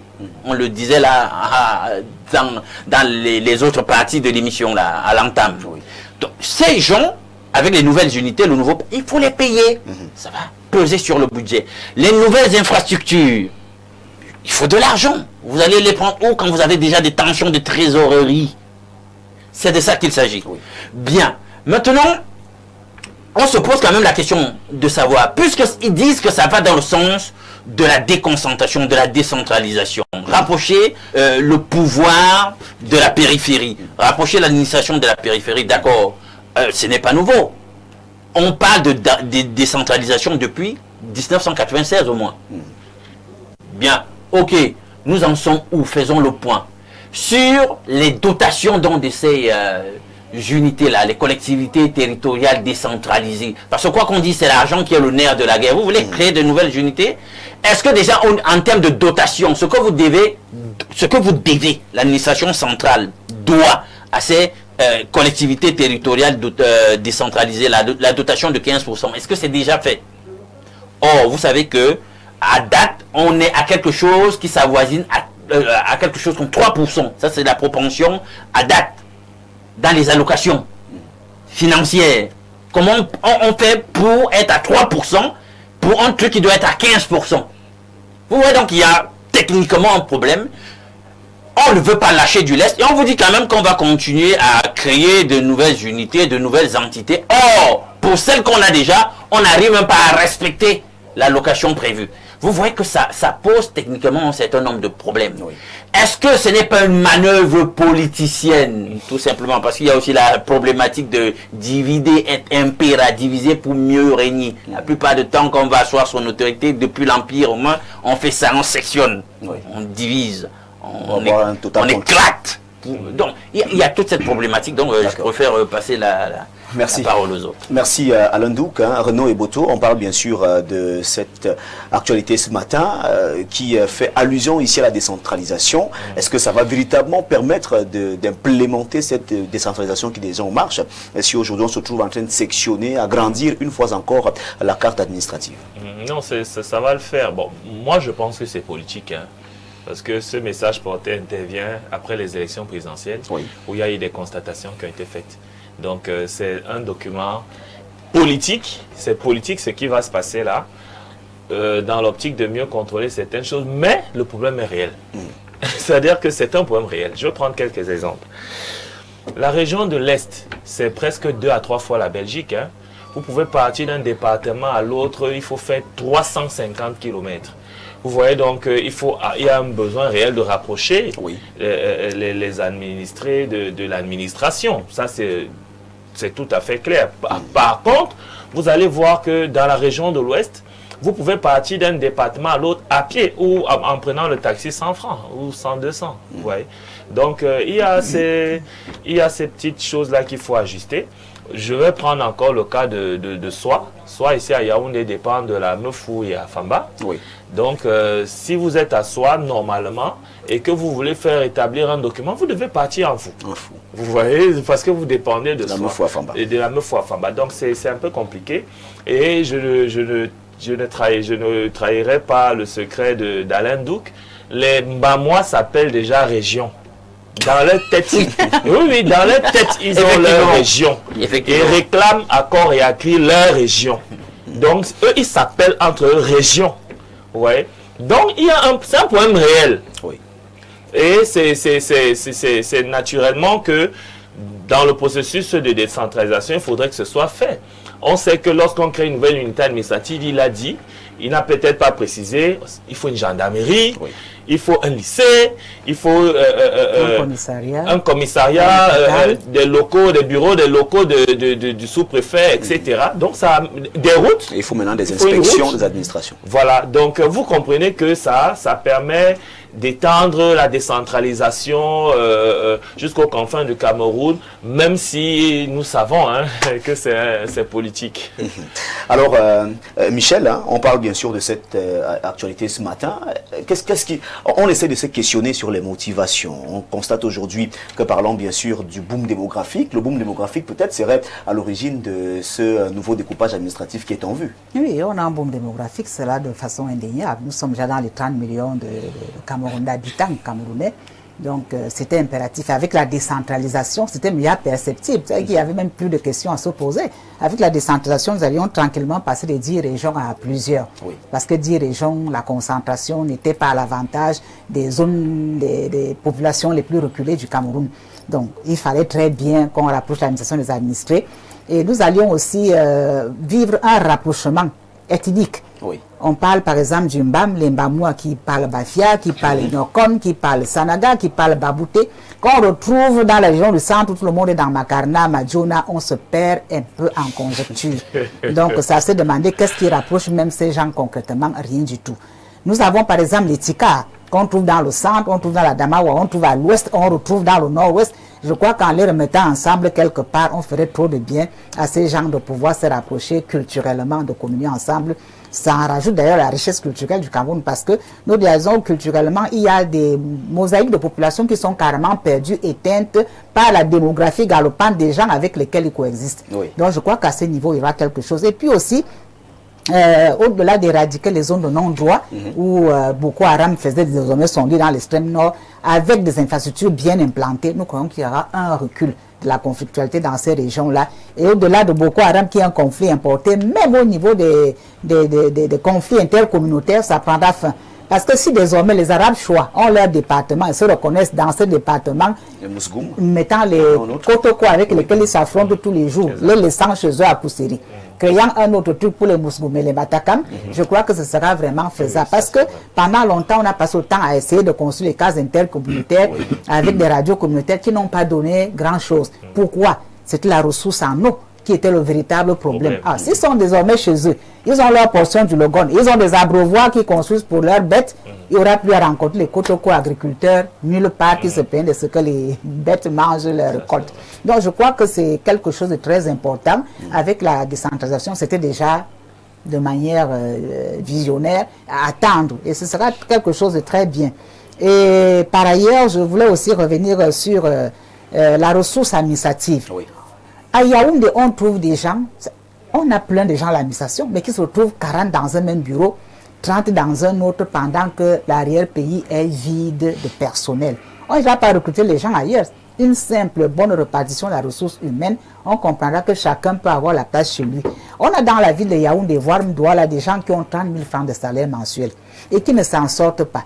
Je crois qu'en demandant à un guidard de retourner chez lui à Guidère, d'être installé là où peut-être il paye sa maison à 10 000 francs, pourrait trouver, n'est-ce pas, meilleur compte avec les produits locaux qu'il mange et qu'il achète moins cher.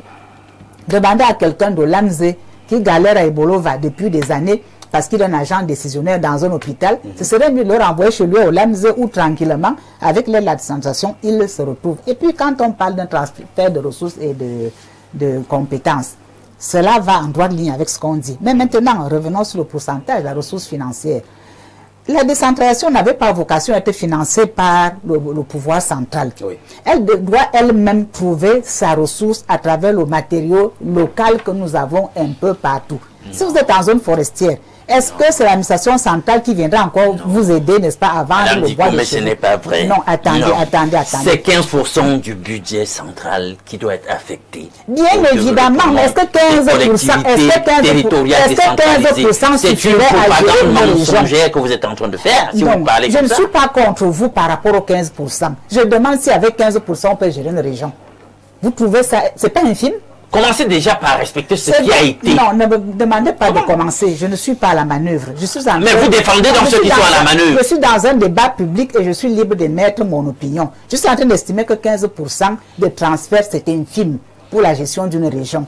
Et je crois que cela se fait de cette manière pour la simple raison qu'il faudrait que la promotion du label Cameroun, dont nous parlons depuis un certain temps, devrait prendre effet dans les régions à travers des projets porteurs qui pourraient donc être financés avec les 15% qui à leur tour produiraient, n'est-ce pas, des bénéfices qui permettraient aux Camerounais d'être eux-mêmes non seulement du développement, mais aussi gendarmes de ce même développement et en plus consommateurs de leur propre développement. C'est de cette manière que moi j'entends. Avec ta permission, Bernard. Moi j'ai compris ce que Madame Dicomé dit, mais vous savez, ce qu'elle attend de ces collectivités territoriales décentralisées ne se réalisera pas si on ne leur donne pas le minimum requis pour se lancer. C'est-à-dire que c'est déjà voué à l'échec. Ce qui est prévu, le minimum dont elle-même dit que ça ne suffit pas, vous ne garantissez pas ça. Et vous attendez que non, ils vont pouvoir générer, ils font comment pour maturer leur projet? Or, ce qui leur est statutairement alloué n'arrive pas. Bien maintenant, elle a dit un truc. Il faut, si c'est ça l'enjeu, pensez qu'on est en train de procéder à des espèces de regroupements tribaux. Je crois qu'on est dans une espèce de fédéralisme communautaire proposé par quelqu'un. Déjà que dans le Mbam, il le sait bien, et Boto le sait bien. Oui. Le Banen, bah, c'est pas le Nyokon. Hein? Le Bafia, c'est pas le Nyokon, c'est pas le Banen. Le Sanaga, c'est pas ça. Oui. C'est pas ce qui nous fédère. Si on pense que c'est le critère de la langue, etc. Non. Il y a même au sein de ce grand département, si je le cite pour exemple, d'énormes clivages, si ce n'est que sur le plan de la linguistique, etc. Oui. Ce n'est pas ça. Parce que là, j'ai l'impression que nous parlons de la République, on doit rechercher des grands paradigmes fédérateurs sur l'essentiel et pas rentrer dans des petites connivences tribales. Si vous considérez la culture comme moi, comme en étant un levier de développement, vous comprendrez un peu quelle est mon approche. Je ne suis pas en train de faire l'apologie du tribalisme, loin s'en faut. Voilà. À la mesure où vous et encore que même dans les régions en question, là, nos différentes régions, etc., ou même certains arrondissements, même il est difficile d'avoir un arrondissement où on ne trouve que représenter une certaine... Ce n'est même pas faisable. Alors Bernard Owona, si on restait sur cette actualité ce matin, pour parler bien sûr de ce nouveau découpage administratif du Cameroun, ce sera certainement l'occasion pour certains de imposer peut-être, parce qu'il faut dire ici que c'est une consultation. On peut dire qu'il y aura certains qui passeront par derrière pour que les arrondissements aillent dans leur village parce qu'ils ont une certaine position ou que les départements aillent dans leur localité. Et il faut véritablement que les consultations soient faites en respectant véritablement les propositions des populations. Ben, qui a consulté les populations? On aurait dû passer par voie référendaire pour demander au peuple ce qu'il pense de cette initiative gouvernementale. Bon, je voudrais d'abord dire de façon facile et simple que c'est tout ça essentiellement politique. Vous savez, je voudrais que vous compreniez que nous sortons d'une élection présidentielle majeure qui a laissé transparaître beaucoup de choses. Le président de la République, je peux vous le dire sans risque de me tromper, a interprété lui-même ses résultats parce qu'il y a eu plusieurs résultats. Ceux qui me suivent savent de quoi je parle. Il y a eu des résultats, il y a eu d'autres résultats. Et donc, il y a eu finalement le résultat officiel. Le président donc, et le ministre de l'administration territoriale se sont appesantis sur ces résultats-là. Et du coup, en bon minute, M. Atanganji a compris que il faut faire quelque chose en procédant au découpage administratif, parce que tout cela a une incidence politique majeure, parce que quand on interprète les résultats des différentes circonscriptions de ces 58 départements, 360 communes, on se rend compte qu'il y a des choses à reconsidérer. Maintenant, je voudrais être un peu plus, j'allais dire, rigoureux avec le gouvernement par rapport à la décentralisation. Parce que, comme dit Alain Douk, à Madame Dikoumé, non, le problème de ce pays, c'est le respect minimal des lois et des textes qui régissent notre fonctionnement. Quand on dit qu'il faut allouer 15% du budget central aux CTD, aux collectivités territoriales décentralisées, je pense que c'est simple. Nous avons un budget 2026 qui est l'ordre de 8,864 milliards de francs CFA.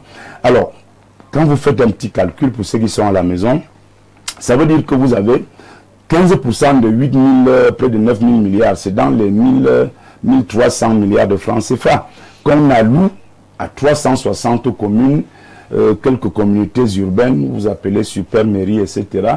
Et les conseils régionaux. Si vous avez 1000 milliards de francs CFA alloués à 360 communes, vous voyez déjà qu'une commune peut déjà avoir au moins 3 milliards. Une commune peut déjà être dotée de 3 milliards pour son exercice, pour son fonctionnement, pour ses investissements. Ça, c'est indépendamment des autres entrées, la fiscalité locale, etc., tout ce qui fait les tickets dans les marchés. Et puis, donc, quand vous avez quand même des mairies qui sont comme celle de l'Est, où il y a la taxe forestière, ben, finalement, tout cet argent, on se demande comment est-ce que l'administration centrale ne réussit pas à faire débloquer cet argent au bénéfice de ces mairies. Donc c'est là où il y a le problème. Il faut qu'il y ait une réelle volonté politique de ceux qui nous gouvernent, parce que c'était bien, c'est même très bien de parler de décentralisation dans les discours. C'est très beau, c'est beau, mais est-ce que dans l'effectivité de cette décentralisation, les maires, malheureusement, les maires que nous fréquentons, nous disent que c'est encore très loin. C'est encore très loin cette décentralisation. Il faut effectivement que le ministère de la décentralisation, le ministère en charge de la décentralisation, essaie de bousculer les autres administrations pour que celles-ci soient à même d'allouer, de reverser ce qui est dû aux mairies, aux communes, pour que ces communes et mairies puissent véritablement fonctionner. Le découpage de M. Atanganji est donc essentiellement politique, et cela suppose que il a fait des projections. Il a fait des projections parce que un découpage, comme vous voulez, une région du Mbam, par exemple, pour citer ceux qui sont déjà dans ce rêve-là, une région du Mbam, ça suppose de nouveaux départements, ça suppose de nouveaux arrondissements, et tout ce qui va avec en termes d'administration, c'est-à-dire que les hôpitaux, les lycées, etc.,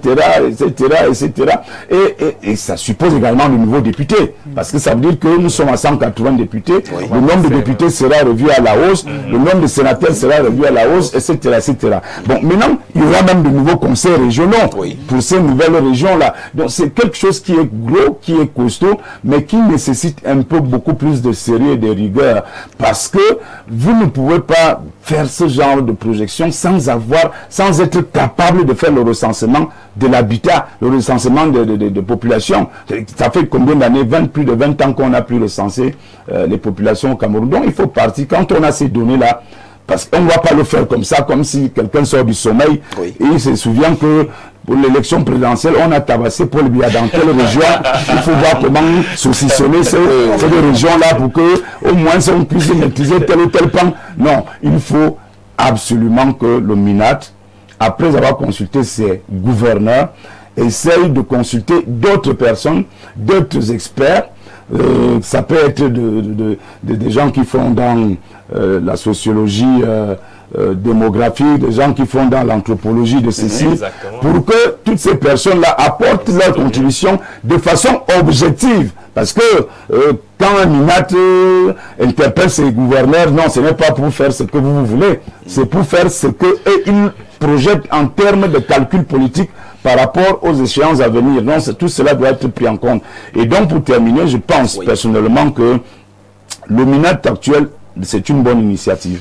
C'est une bonne initiative, qu'elle soit politique, c'est une bonne initiative parce que en réalité, il y a même des zones, il y a des zones comme Yaoundé, Douala, qui devraient être des régions spéciales, des régions à régime spécial. Yaoundé a un statut tout à fait particulier, Douala également a un statut tout à fait particulier parce que c'est les deux capitales où, par exemple, moi je suis autochtone de Yaoundé, quand Elimbi Lobe parle de Douala, nous les autochtones de Yaoundé, on a des choses également à revendiquer. Parce que cette modernité, ce développement-là, cette urbanisation nous a noyés totalement au point où nous devons quand même rappeler, même à Paul Biya qui habite à Ituri, que c'est le terrain des autochtones d'Ituri. Que nous-mêmes, nous sommes nés à Yaoundé, on n'est pas appelé à disparaître systématiquement. Merci. Il faut faire quelque chose, même la Constitution le prévoit, pour sauver et sauvegarder les minorités que nous sommes. Merci. Alors, pourquoi Madame Dikoumé pense que la décentralisation veut dire que chacun doit aller travailler chez lui? Quelle est cette réflexion grégaire en République? Ce propos est politique. Il vise à enlever les élus là où le RDPC a perdu les élections pour les mettre là où il pense être majoritaire. C'est bien sûr Basile Sabgoui qui nous écrit ce matin et qui revient donc avec cette réaction. Alors, Alandouk, pour sortir.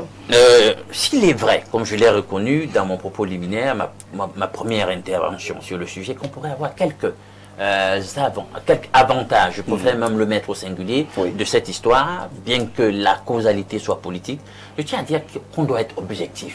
On dit, bien que ce soit politique, vraiment, c'est quand même bien qu'on le fasse. Non, chacun doit avoir les moyens justement de sa politique.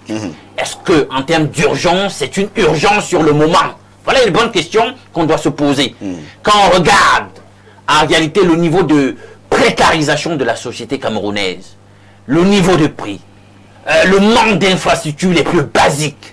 Quelle est l'urgence? Vous n'arrivez pas à satisfaire les besoins les plus basiques et urgents des Camerounais, mais vous voulez leur imposer un découpement. Mais dans l'ordre des priorités, où est-ce que vous vous trouvez? Donc vous voulez tout politiser de façon politicienne. Or, il y a des urgences que vous portez en touche. Et c'est ça que les Camerounais attendent. Pas ça, pas venir nous dire qu'on va recouper tel pour permettre à tel qui est là. Il est depuis 20 ans là, il est dans les bureaux de on doit le repositionner là-bas pour qu'il devienne enfin sous-préfet, machin. Est-ce que c'est ça dont on a besoin là sur le moment? Les Camerounais veulent manger à leur faim. Ils veulent se soigner. Vous venez faire de la politique politicienne partout, pendant que le propre problème, vous les votez en touche. C'est pas normal. Justement, pour pouvoir se soigner, il faut envoyer chaque Camerounais là où il peut avoir un niveau de vie acceptable. Est-ce que vous avez donné les moyens? C'est ça, parce que quand j'ai parlé des moyens de la politique, les Camerounais à vivre aisément là où ils peuvent être. Nouveau député, nouveau sénateur, nouveau commissaire de police, nouveau médecin, etc. Chef de district où vous allez créer les non, attendez, vous allez pouvoir payer quand vous misérabilisez déjà les médecins, les gens si c'est 80 000. C'est quand vous allez créer de nouveaux hôpitaux que vous pourrez les payer. Merci à chacun doit avoir les moyens de sa politique. Mesdames, messieurs, chers téléspectateurs, Espace Miné de ce lundi, c'est terminé pour aujourd'hui. Nous allons dire bien des choses à ce couple qui célèbre donc ses noces de porcelaine ce 22 décembre 2025. Il s'agit bien sûr du couple Bokono Marc Désiré Ada Akou Manuela, épouse Bokono, célèbre donc leur anniversaire de mariage aujourd'hui. On parle de noces de porcelaine et la célébration aura donc bel et bien lieu du côté du quartier Odja. Mesdames et messieurs, c'est avec bien sûr cette information que nous mettons donc un terme à ce programme, tout en vous rappelant que la rediffusion aura bel et bien lieu aujourd'hui à partir de 22h30 sur Info Télévision. Vous faites bien de rester en très bonne compagnie de nos programmes qui se poursuivent sur Info TV. À demain, 10h.